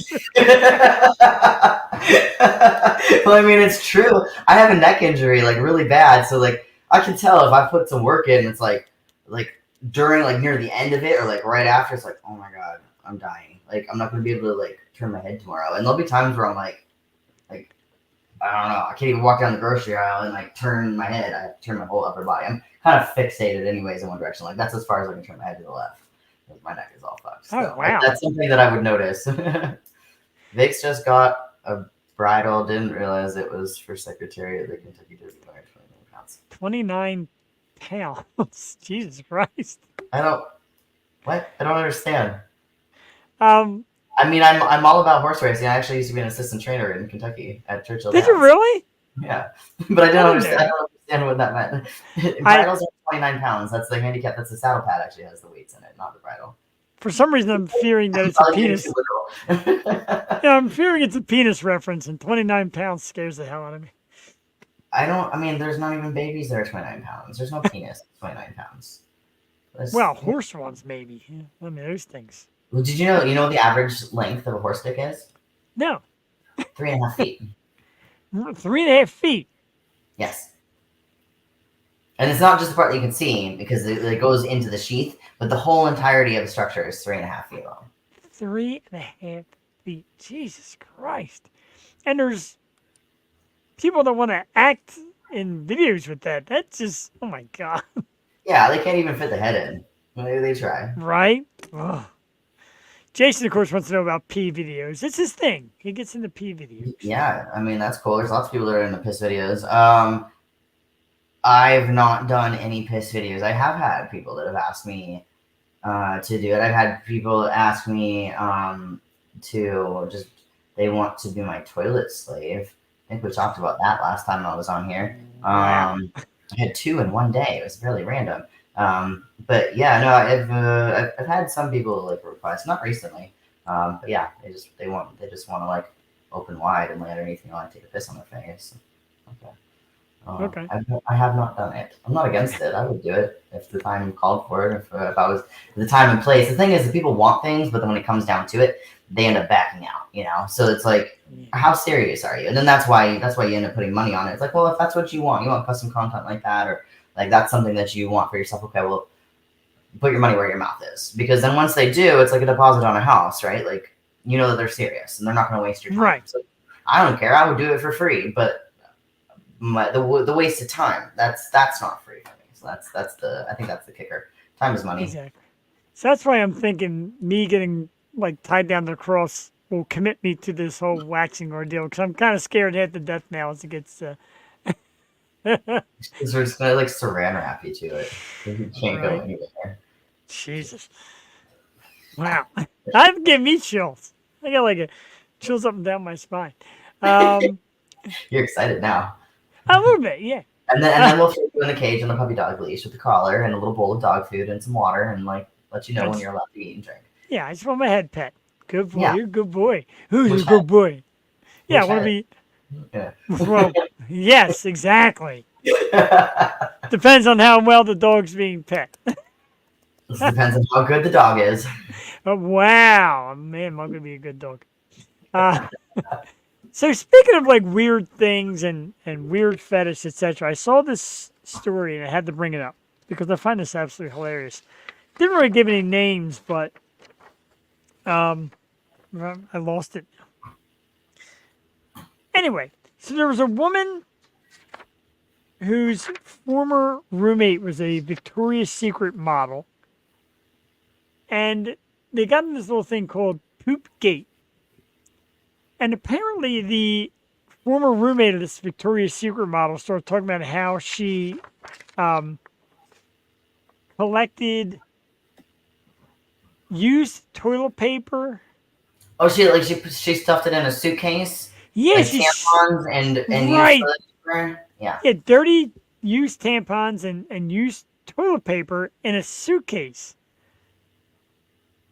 I'm going to throw this to you because you've heard and have experienced some crazy things. Well, what the hell is this? She was probably gonna sell it. Oh, yeah, okay. Now that just solves the story like in a second. Yeah, because people will pay for that stuff. I mean, like I think I just saw like last night on TV that like there was some OnlyFans chick that made like $1 million in a year selling used bathwater or something. Like Yeah, we actually heard about that. We were talking about that on one of the shows recently. So how long did there's this chick on Twitter and she like I don't know who she is. I don't follow her or anything, but I happened to cross her stuff the one time and like she does stuff with her own shit and she sells it. She makes brownies with it. brownies? Brownies, yeah, she sells shit brownies and like we'll mail them out and like that's all she does. And like she's not very attractive, like at all. She's very obese actually, but like for some reason like people want to buy her shit brownies and Wow. her like, shit casseroles and like and eat her shit. I don't know. Oh. Like how do you get into that? How does somebody get into something like that? It's wild to me. Yeah, like they want to buy her shitty underwear and like then and anytime she does any porn with herself and her shit, she does it. Oh, I lost my light. Fail. She does the like the in like a kiddie pool, and then like the saran wrap around it or like the like so that it doesn't get it. I don't know. Just like puts the glares down so it's not like super messy and or messy. Wow. Yeah, no, it's weird. It was really weird. I showed a couple people that are like in the lifestyle and like understand, and they're like, "Whoa, I didn't know that was a thing." Like I didn't either. But yeah, that was really weird. It was gross. I don't know. Some things you can't unsee. Truth. Yeah. And that I can't even unthink it now. It's just like haunting me to death. I don't know. I could probably find it again if I really wanted to. Oh, look, I got a backup light. There we go. There you go. I was gonna say you went dim and now you're back in brilliance. Yeah, a little too bright. Yeah. But not to be overly vulgar, but how does one how do I put this? How does one even get past the stench to want to try eating it? I don't know. I don't know. I don't have any experience with that. No. I've never wanted to eat shit, let alone play with it or bake with it. Right. Mine Bake or it? anybody else's. I don't have any experience in the shit department. That kind of shit. Now my life is kind of shit, but that's okay. I'm used to dealing with that kind of shit. It's not like the actual physical form of it. God, the house had to smell so bad too. It depends on what you eat too, right? So like you gotta. Yeah. Yeah. What I want to know is like I want to talk to like other people in the porn industry that do a lot of anal. Like, and I love anal. Like, I'm not trying to be too vulgar or anything, but like I love anal sex. It's like I'm curious like what other people's like routines are to like get prepared and get ready for that. And like if I'm just like an oddball or like an OCD like perfectionist about that stuff, like I'll change what I eat like a couple days in advance if I know that I'm gonna be doing a scene like that or something. I'm just curious as far as like I don't know, it's just gut health in general. But like yeah, I'm probably going into too much TMI right now. But Not really. Like I said, if you watch Happy start Hour, myself for like a day and a half first and make sure there's no accidents. Yeah, it's well, so weird. that's not But it's not that weird. It's actually preventive. It's tricks of the trade, as they say, and drink more wine. Drink more wine, right? Yes. drink more wine. Drink A little more bit. wine. Subliminal messages. Drink more wine. I even have a little beer on that one. I gotta refill. It's actually a great sound right on there. That'd be like make a perfect commercial. The way that That pops was up. kind of good, wasn't it? I'm like, That music- was good. Having a bad day. Laughing so hard, Jeff. Thank you, Jason, because that's what we try to deliver here. And again, like I said, a big thanks to my guy, Ray Chase from Happy Hour Pod. Ended up bringing me and Viv together somehow. And like I said, right after the show, I messaged you. I'm like, how about my show? And you add a dimension. Bring me to a place that I don't go to as often, but I like it. I'm enjoying it as always. You said bring you to a dimension. Bring me to a different place, like a dimension I haven't. You know So, what I mean? so is that my next thing on my resume? I'm like interdimensional transportation of your mind, of your vibes. It's not on there already. I kind of figured it would be. So, something a little more on the lighter side.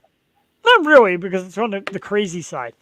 Everybody remembers Target had the Stanley mugs that everybody was racing out to get, and the pink mugs, and people were knocking each other over to get them. Like Furbies at Christmas when they first came out. Exactly. Plus enemas, no chocolate chip. Oh God. Jason's a fan of your tattoos. So wrong arm. Oh my god, I just did that. you did. It is so easy to do that too. Look at this awesome tattoo I got right here. Yeah, that's this one. This one. Yeah. Good. Very Sorry. cool. I do enjoy it. And I noticed you do it. I'm like, wow, that was a Jeff, because I always point the wrong way. Like I go to point to something over there, and yeah. It's reversed on the screen, so I didn't think about it. I was like, oh yeah, no, it's not that one. Oh god. It is reversed. It's totally different on the screen. But now Target's got this thing, and here it is, first of all, because this does not fascinate me in the least. It's the it's called I believe the capsule cup. I actually lost all my thing here, so let me borrow this real quick and get the right name of it. It's the coupe glass. I'm sorry, the coupe, COUPE glass. Is it pronounced coupe or is it pronounced coup? It might be it's COUPE, which I figured was coupe, but it could be coup. But these glasses are the latest hot thing at Target, and they're selling out, and they can't keep them in stock, and women are buying them up like crazy. I'm here to ask you why. Like, what is the fascination? I don't know. It kind of looks like a cool butt plug. It does. Maybe that's why. Maybe it's like fortified extra strong and this scoop. Wow. So it's not a coupe, it's a scoop. And you're thinking that it's a coup de scoop. and you're thinking that women have an ulterior motive behind gobbling up these glasses, so to speak. I mean, I don't know. If you I wouldn't. I don't know if I saw that online. I don't know if I would even pay attention to it. I would be like, yeah, it's probably not true. It's probably like, oh yeah, Target says that they're selling out, and these well, they probably maybe there's only like 4 on the damn shelf, you know? Like, oh, they're selling out. What's True, that's it. Complexity behind it? Like how many? You know, I ordered a phone a week and a half ago. I still don't have the goddamn thing. So like, are they selling out of that phone? No, they're just being assholes. I don't know. Like, you don't really think of that because like even with the Stanley Cups, everybody's like, people are knocking each other over to get these pink cups, and you see them on eBay for $150 and $200. And how do we know it's just not the company creating that own demand? I guess I never really thought of that. It's pretty clever. Yeah, like that's exactly what it is. You gotta think outside of the box these days. You know, it's all about that reality check, that real check of what to believe and what not to believe. I don't know. We've been programmed into thinking that we just We don't question anything anymore.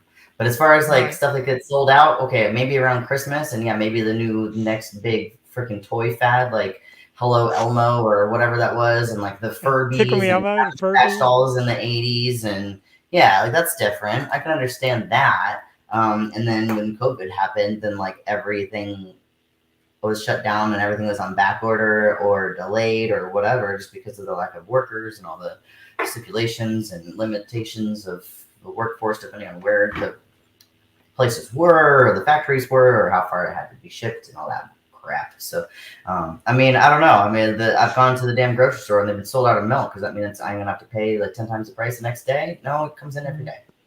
Yeah, it does. Just went True. on the wrong day. I don't know.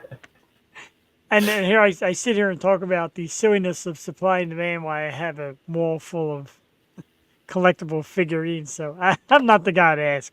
I get sucked into everything. I am. I'm an easy sell. Yeah. All right. Easy sell. Okay. I used to I'm collect definitely. the TY Beanie Babies back in the day. I had like 300 of them. Oh wow.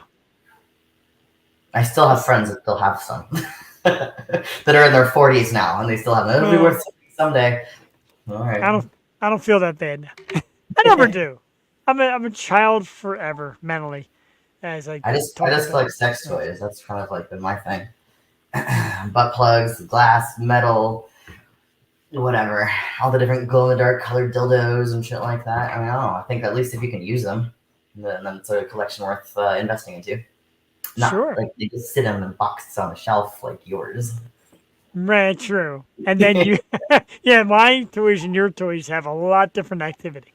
Mine are multifaceted. And like you said, someday down the line, you could probably sell a used one, and somebody will see Oh, it's yours. absolutely. I And can do that right now if I wanted to. wow, I'm not really jumping on that train quite yet. I got lots of cool stuff. I want to build the whole collection and all that. Have you ever seen my collection? no, I should send it to you. Actually, I just saw some pictures of it the other day. I'll text it to you right now, and because they're old ones. Because I moved, I had a house, and I sold it in December of like last year. So I've just kind of been like I've been on the run a little bit. Not on the run, but I've just been yeah, well, playing the gypsy life a bit. And I was in court trying to get against my ex, trying to find or trying to get the money from the sale of the house. So my whole life was just in shambles for a hot minute.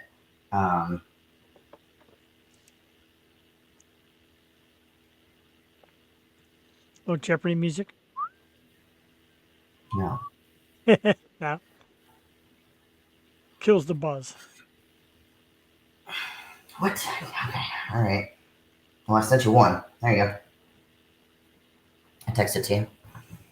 Okay. You're gonna shit yourself. No pun intended. Is it coming to phone? It's text message. You want Okay. me to see it Oh, somehow else? I don't know if you can tell by my eye expression where my eyes just changed. I did get Jesus Christ. Yeah, it's pretty cool, right? There are a lot of different colors, shapes, sizes, adventure. Yeah, your toy chest and my toy chest are night and day. I'll send it to the Yo Show on Instagram. Then you can bring it up if you want to. Oh, okay. I renovated a whole. It was that the piece of equipment that it's in, like the furniture that it's in, is like an 1800s plate, like a China cabinet type thing, where like there were like divots in the shelf where you could like post the plates to display like your collection of plates or whatever. Because like back then that was like the thing. You know, everybody had a nice set of like dishware. So I renovated the whole thing and then turned it into a toy cabinet. Wow, that's pretty cool. It's creative. Yeah. It's a great display. I don't know if I can get away with showing that on YouTube. I don't know. Yeah, you can. Sure. Okay, so we'll try to get a look at it real quick. It's kind of far away, so like whatever. It's an 1800s China cabinet. That's all. It's an 1800s China cabinet filled with all kind of good stuff. There's a lot of stuff in there. I said the color array is fantastic as well. Yeah, I got Um, the LEDs and all that. you Have ever you put ever your put your stainless plugs in the freezer first? God, no, that's I don't like cold stuff in my butt. Oh God, that I prefer to have sounds. it warmed up first. It hurts when it's cold. Oh my God, that sounds so painful. I It's might have shoved an ice cube in someone else's asshole before, a time or two. But if I've never after done it waxing, to myself. after waxing, but God, I can't. I mean, it was like when I woke up this morning, it was like 10 degrees here. I just being alive hurt, let alone thinking of something out of the freezer. Right? Yeah. Yeah, it Wow. was 10 degrees where you were this morning. Yep. It was With 10 wind degrees. chill, it was 15 for me. Really? Where I thought In you were. Yeah, I'm in Florida. Yeah, it was 15 with wind chill this morning. It was Really? ridiculous. Yeah. Wow. And then I posted on Twitter, and everyone's like, "Oh, you shouldn't be bitching. You're not in Idaho. You're not in Nebraska. You're not in Alaska." I'm like, "No, but I'm in Florida. We're not used to this. You guys aren't. Ex- That's the difference. Like you expect Truth. weather. We expect chilly weather, maybe a frost a time or two throughout the year in the winter months, but 15, 15 degrees? Are you kidding me right now? Like, no, Yeah. no, it was cold. I was in like sweatpants, sweatshirt, 3 different layers underneath both of them. I mean, yeah, it was cold as fuck. I have a coworker from Houston. So, and today again, 2 days into the snowstorm and ice and all that, she said, I'm going to be late, having a hard time getting out of my driveway. And you're like, what? But then you're like, yeah, you don't get that a lot in Texas. So Mm-hmm. it's new. When I was in college, I went to college in Ohio, and my senior year, I roomed with 2 other girls, and the younger girl had a boyfriend that like basically lived with her too. He didn't pay any rent or anything, and like all he did was just stay there all day, even when she was like off in class. And then they were late on rent all the time, like just one of those like bad roommates. And so our responsibility, we all decided, okay, we had a 3-car garage. There was 3 of us. We do our own part in front of our own garage door, right? And then you know what? If you're out there being a good freaking neighbor, if you know that your friend doesn't need to go to class, that until whatever time or whatnot, and you got some extra time, shovel a little extra if you can, like just pitch in. So they never did that. So it was always me and my friend. We were always like doing shit like that, and then finally had enough of it, and probably enough beers added on to that as well. And it was like 2 or 3 in the morning, and we're out there shoveling a driveway after a few of those beers, and we decided that instead of like shoveling the snow off onto like the yard or like we were out in the country, we had like 3 acres, this house that we were renting or whatever, so like we had like a long driveway, and it was only like a mile from campus. But instead of like putting all of the snow off to the side, we're like, fuck this bitch, and and I'm not like this, I'm not a vindictive person, so don't think badly about me, but it was really funny and it was well deserved at the time. We put all of the snow up against her part of her Oh, garage door, and yeah. then anything that was extra, that was like on the doors themselves or like on the overhang, like the roof over top, of those, we put it in the back of my truck, and then I backed my truck up, and then we scooped it out of the back of my truck. So when they went and opened up the garage door the next morning, it was just a wall of snow that was like 12 foot high and 15 foot long. And we're like, sorry. And Ohio, you get the lake effect. So you could go to bed at 2 in the morning and there's no snow on the ground at all. It's cold and it's like lightly fluffy snowing, but then you wake up at 7 and you're 4 foot under. So Wow. yeah, so it was that was fun. Yeah. Sorry, I haven't seen snow in like 10 years, 12 years, 13 years. Totally cool with that. You're not missing a thing. It sucks. I absolutely hate it. No, It's, I grew up in Canada. I was there till I was 15. And then I went to Ohio. oh, I was yeah. in Florida for 2 years, and then I went up to Ohio for 4 years, and then was in Kentucky for a year. So no, I'm not leaving Florida ever, Right. That's why you're in Florida, to get away unless from I'm home. going further south to like the Exumas, the Bahamas, like that. Like I will live there. If I didn't have familial ties locally in Florida, then I would just jump ship and go escape to some Bohemian island, and no one would ever see me ever again. I don't blame you. If I could never see this again, it would be I'll too go live in sad. a shipping container house on some island and just weather the hurricanes out by myself. I don't care. Hey, I don't know. I think the the chance of survival is worth it compared to this. Like my toes are frozen. I'm home in the house with heaters on, and my toes are still cold. I'll bring my jet ski. So if there's a flood, I'll just drive around on my jet ski until the flood goes away. I'll go fishing for my food, and I know how to grow stuff and take care of animals. So like I'm set. I'll live off the grid, do this whole solar power. Who needs a freaking bath? You can just jump into 88-degree saltwater ocean awesomeness. Like fuck. Right? Oh, And I'm jonesing somehow, so bad right now. I want to go. Staniel Cay. You ever heard of Staniel Cay? am I It's what? a Staniel Cay. It's I the name know. of the island down in the Okay. East, and it is unbelievable. There's lots of sharks. Probably a big reason why I like it. But it's like the most beautiful thing. You've seen the videos online where like the people go swimming with pigs. Yeah.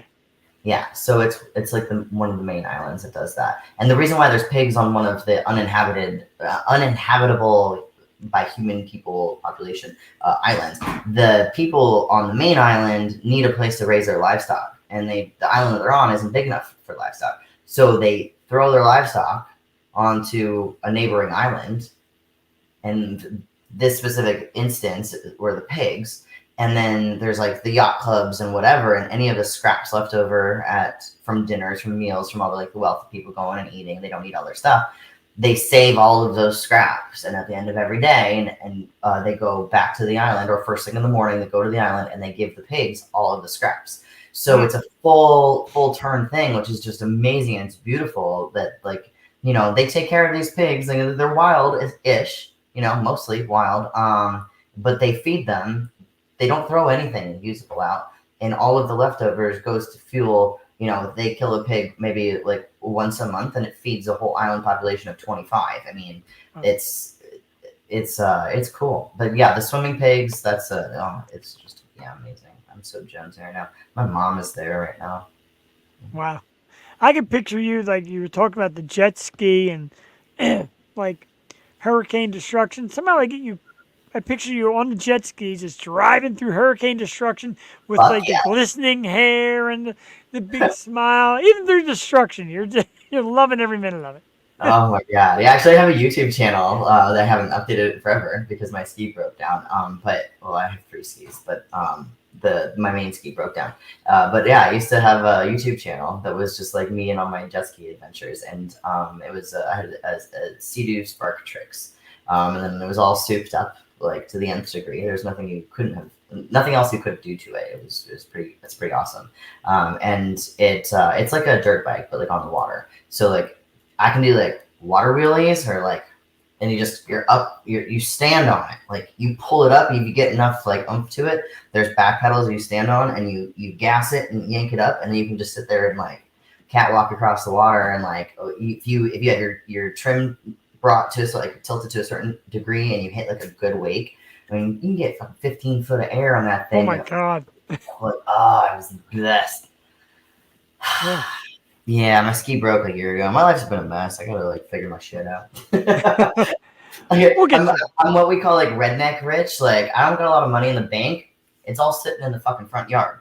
The jet skis and horses and trailers and shit like that. Yeah, all the money sits in the yard. Redneck rich. Wow. So I gotta figure my stuff out. I'm jonesing to be on the water. I want to do like that trip from like they do a trip from like Miami over to the Bahamas, like once a year, the Florida jet ski group or whatever. I've always wanted to do that too. So yeah, It's you look coming. forward. We're almost, I'm gonna show you some of this shit, and then you're understanding. no, I'm good. I'm about it. good. We're almost in February, so we're gonna get there. We're definitely gonna get there. I'm excited for it. I love your passion for things. I do. So I love having you on. You get so into things. I'm really into, the stuff I'm into, and it's a lot, but like, I'm always, if it's worthwhile, being excited about it, then yeah, absolutely. Yeah, I'm not adventurous enough. Like, my wife skis, I don't. My wife goes in the ocean, I don't. Like, and she's like, why? Like, have you ever tried it? No. But I think it's the fear of like you hear people like break their legs skiing. I'm like, that's going to be me. Well, how do you know unless you try it? And he said, well, try breaking my leg. Sure, I'm on Worst now. case scenario, you break your leg, okay, then you go get it fixed. Then what? You get back on them damn skis and you try it again. Like, what do you mean? I hope she's not watching. She's going to say, I like that girl's attitude. Put you right Yeah, in well, the it's like face. I rode horses my whole life, so like you fall off the horse, bitch, you get your ass up and get back on that horse because if you don't, you're gonna be too scared to do it the next time. And it builds True. the anxiety against it, like towards it, and it just makes it worse and worse. So the best thing to do, it's like the number one rule with horseback riders is like if you fall off, you get back up there and you do it again until you don't fall off. Whatever it was you were trying to do or whatever, you always end on a good note. It's very important. Maybe that has a lot to do with my life. I think that's weird. I Just a like weird that. light bulb moment there. Yeah, yeah. I just So keep. in horseback riding, how cooperative is the animal, or how cooperative do you have to make the animal? Like, do you? A lot of people say that you have to know the ins and outs of a horse to even begin to think about riding. Yeah, you gotta start somewhere. Like it's like with skiing. Are you gonna go down a fucking mountain at first time you go on skis? No, you're gonna start on the bunny hill. The little baby bunny hill with all the little toddlers that are doing the same thing. Doesn't matter if you're 50 years old or 5. You're just gonna start on the same spot. An old Throwing a man frisbee, like me. throwing a football. Where do you start? You always start at the bottom. I mean, you start it when you're young, and you have that advantage that you don't have to start at that level as an adult or older or whatever. But yeah, no, I mean you can't make a horse do anything. They're 1,200 pounds of free spirit of whatever the fuck they want Yeah. to do. And if Good you Lord. just, you got to understand, you got to speak their language. Same with dogs. Some people are like, well, I'm a dog person, I'm a cat person, whatever. It's all about our energy and what we like to vibe with, what we understand as being vibed to us, and how to communicate to a creature that doesn't use its mouth to talk, right? They use body Yeah. language. So it's all about interpreting body language. And even without using your vision, animals, they use their sense, they use their ears. We're so primarily focused on visual, Yeah. and then secondarily like audio. But animals are primarily smell, and and then all of with the audio and everything like combined, like they're so much better at communicating than people are. Like they really Seemingly. are. Like Yeah, they'll even pay a cat to attention. a dog or whatever, they're still communicating better and more fluently than a person to a person because people lie, people pretend, people there's so many more factors involved with how humans interact with each other than there is with animals. And I think a lot of people, they personify the animals, like, oh well, she's just scared. No, animals don't feel scared. They get anxiety. They have a flight or fight response, so like Right. if they don't want to fight it, do they flight it? If they don't know what that is, like those are their two responses. You have to really tune it down, take out the personalization or personification of the animals, and then be able to communicate on their level. You have to understand how they're communicating. Is their ear cocked like this? Did their eye go like this, but not their head? Like where's their tail? Is it straight out? Is it up? Is it down? Is it between their legs? Is it moving? How is their body language? Are they lucid? Are they happy? Are they rigid? Like it's shit like that. You have to watch all of that. Wow. And yeah, I know I'm nerding out on you right now. No, it's I like that too. Trust me. It's But because I'm it always goes back into like the horses. You can't make them do anything. You can learn to speak their language, and the more efficient you are, then the better team you'll be. I like that. Yeah, Kind of it's gives you like just a dog. If you have a dog, like a lot of people like Chihuahuas, they get such a bad rap. Oh, you got one of those little yappy fuckers. No, small dogs have to level up their manliness, so to speak, right? Because everyone else is bigger. Imagine if you were the same size as a Chihuahua, as a person, but a Chihuahua compared to everybody else is like that much bigger than you. Are you going to be defensive? Not originally, not right off the bat, but after you get stepped on a couple times, yeah. After you get pushed over, bowled over a couple times, yeah, absolutely. You start developing that small man complex, like the little dude with the little dude with the little dick that drives a big truck. That one. My dad is totally one of those, by the way, so I'm allowed to say that. But no, like it's you have to. So people like to protect the smaller animals, the smaller dogs, because they're personifying them. They're like, oh, I don't want them to get hurt. No, well, you're also what you're doing is you're coddling. You know, if you did that with a child, Yeah. if you have a 3-year-old child or a 5-year-old child, and he's throwing temper tantrum and he's yelling and screaming and throwing stuff at the other kids, do you go pick him up like, oh, it's okay? No, you don't. You kick his fucking ass, or you say, no, this is not what we do. We have a timeout, and there's repercussions for what you just did, and you teach the child to be socialized. It's the exact same way with the Chihuahuas and the small breed dogs and with the big dogs that are the bully breeds that want to go in head first, like, oh, I'm so excited, and all of them, they're getting in a dog fight. Well, if someone just ran up to me because they were so excited and jumped into my space like that, I'd probably fight them too, you know? Yeah. Like, it's all about the bubble and respecting everybody else's bubble. And us as people, when we get puppies, we personify them as humans instead of what they are as animals. And so then they don't learn the boundaries that the rest of their species understands and communicates by. So we're actually inhibiting the communication from them to their own species. You have an animal and their owner, and say a dog, and that dog doesn't like other dogs. You know whose fault that is? It's the owner's fault. Right. I agree with you All there. the damn time, it's the owner's fault.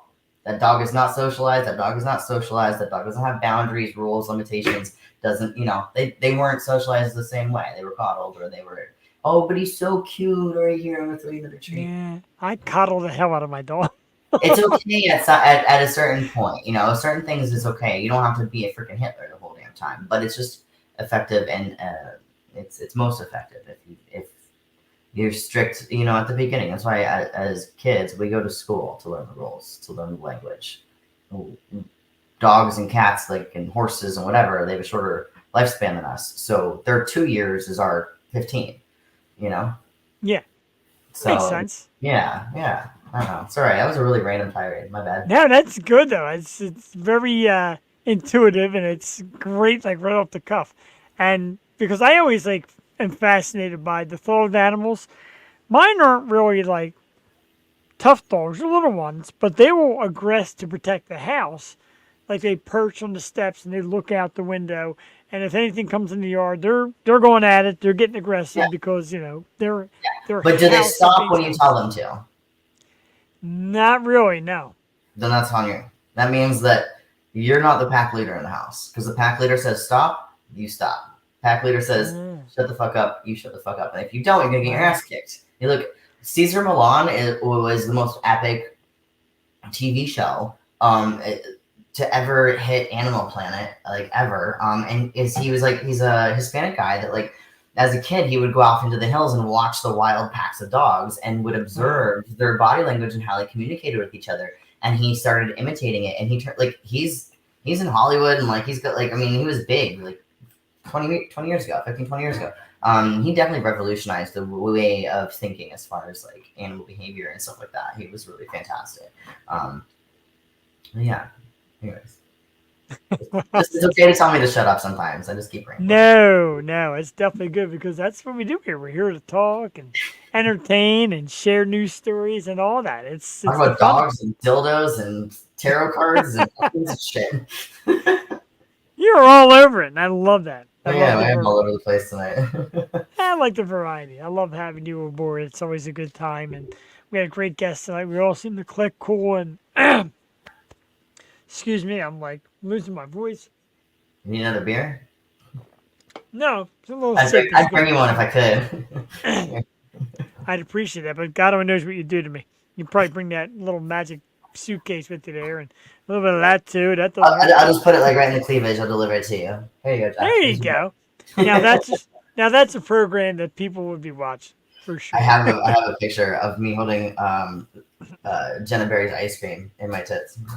Oh wow! Just by themselves, not with no hands. Look, Mom, no hands, and there's a whole tub of ice cream in my boobs. That's an ad. There's creative advertising. It's a cup holder. That's what they're for. They're good for something.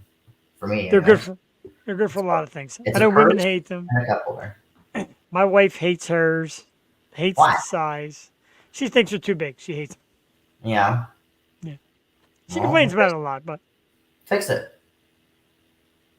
No, fix it. Keep it. Well, yeah. Happy wife, happy life. Happy life. That's why she's in Florida right now, and Wait, I'm where in Florida is she? um she's up around like Punta Gorda. Oh, okay. All right. Yeah. Let's Yeah. go find her and say, Yeah. ma'am, I'm gonna do to your husband. I should go find her. I'm gonna do things to your husband. Not sexual. I'm gonna make this Jeff, take I'm this gonna dude do to things something. to your wife. What do you mean to your husband? We're in the Wow. same state. Like, come on. That's true. And she's a hottie. She is. Yeah? You have to send me a Yeah. picture of her. I will. Yeah, I'll definitely send you a picture of her. A lot of people just love her. She's got a lot of you. She's got the blonde hair, the bright eyes, the big smile. Yes, reminds me of you a little bit, if you will. Aw. So it's gonna be Yeah, okay, that's cool. That's cool. two Yeah. U's. I need to Soft be there spot for for that. blondes and blue eyes. Right. It's a weakness. It definitely is.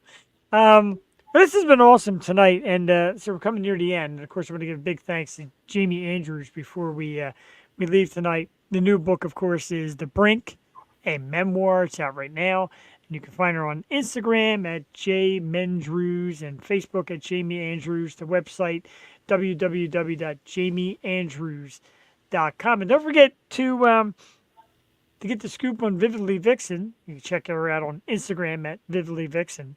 And make sure you do it, and And your OnlyFans and OnlyFans and all my and links. Life and Clips for Sale and Facebook, and then Twitter is vividly_Vixen.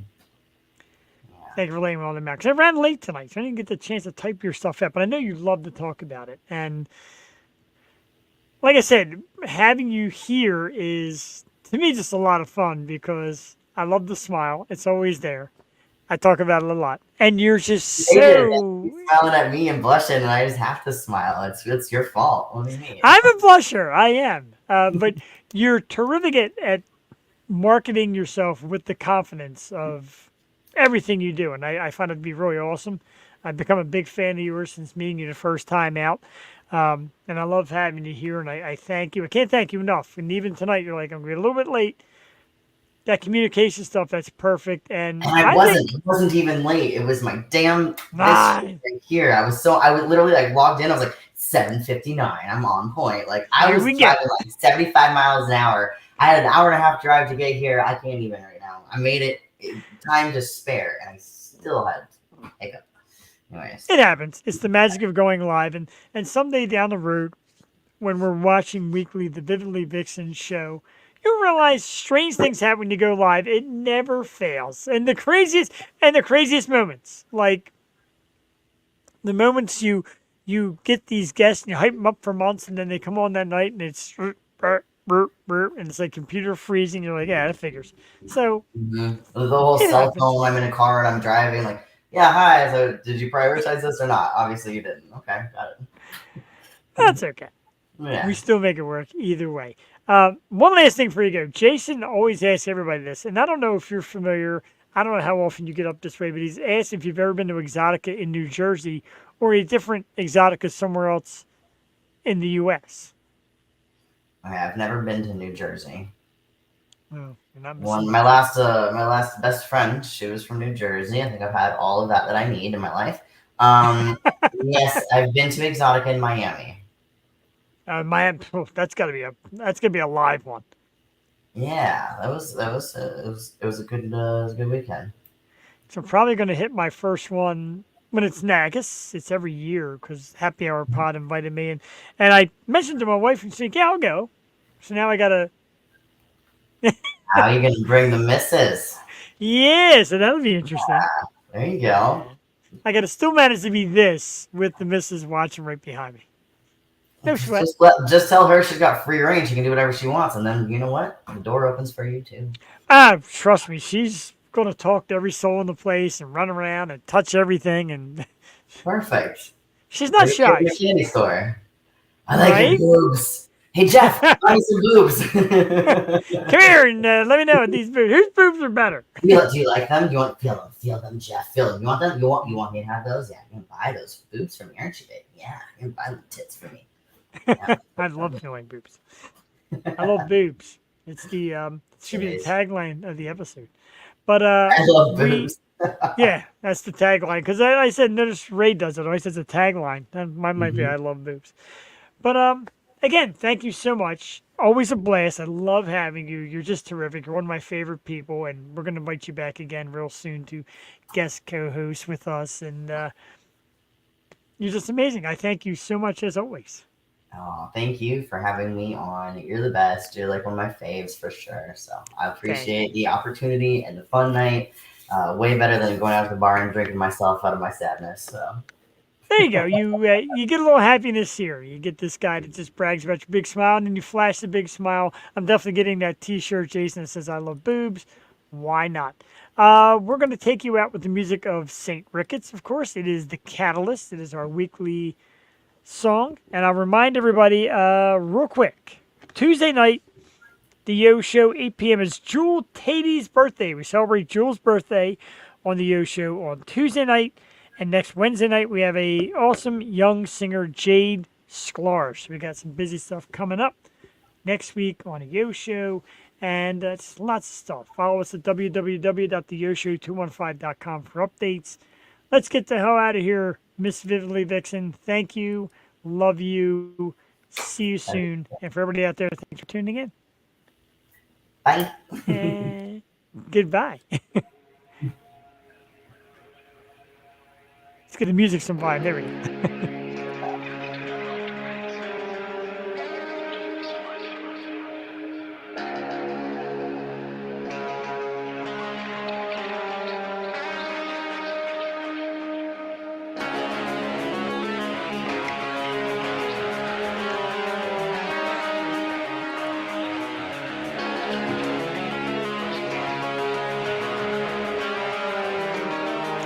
Thank you.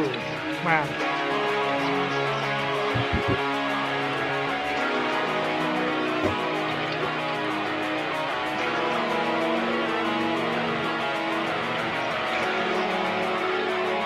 Introduce yourself.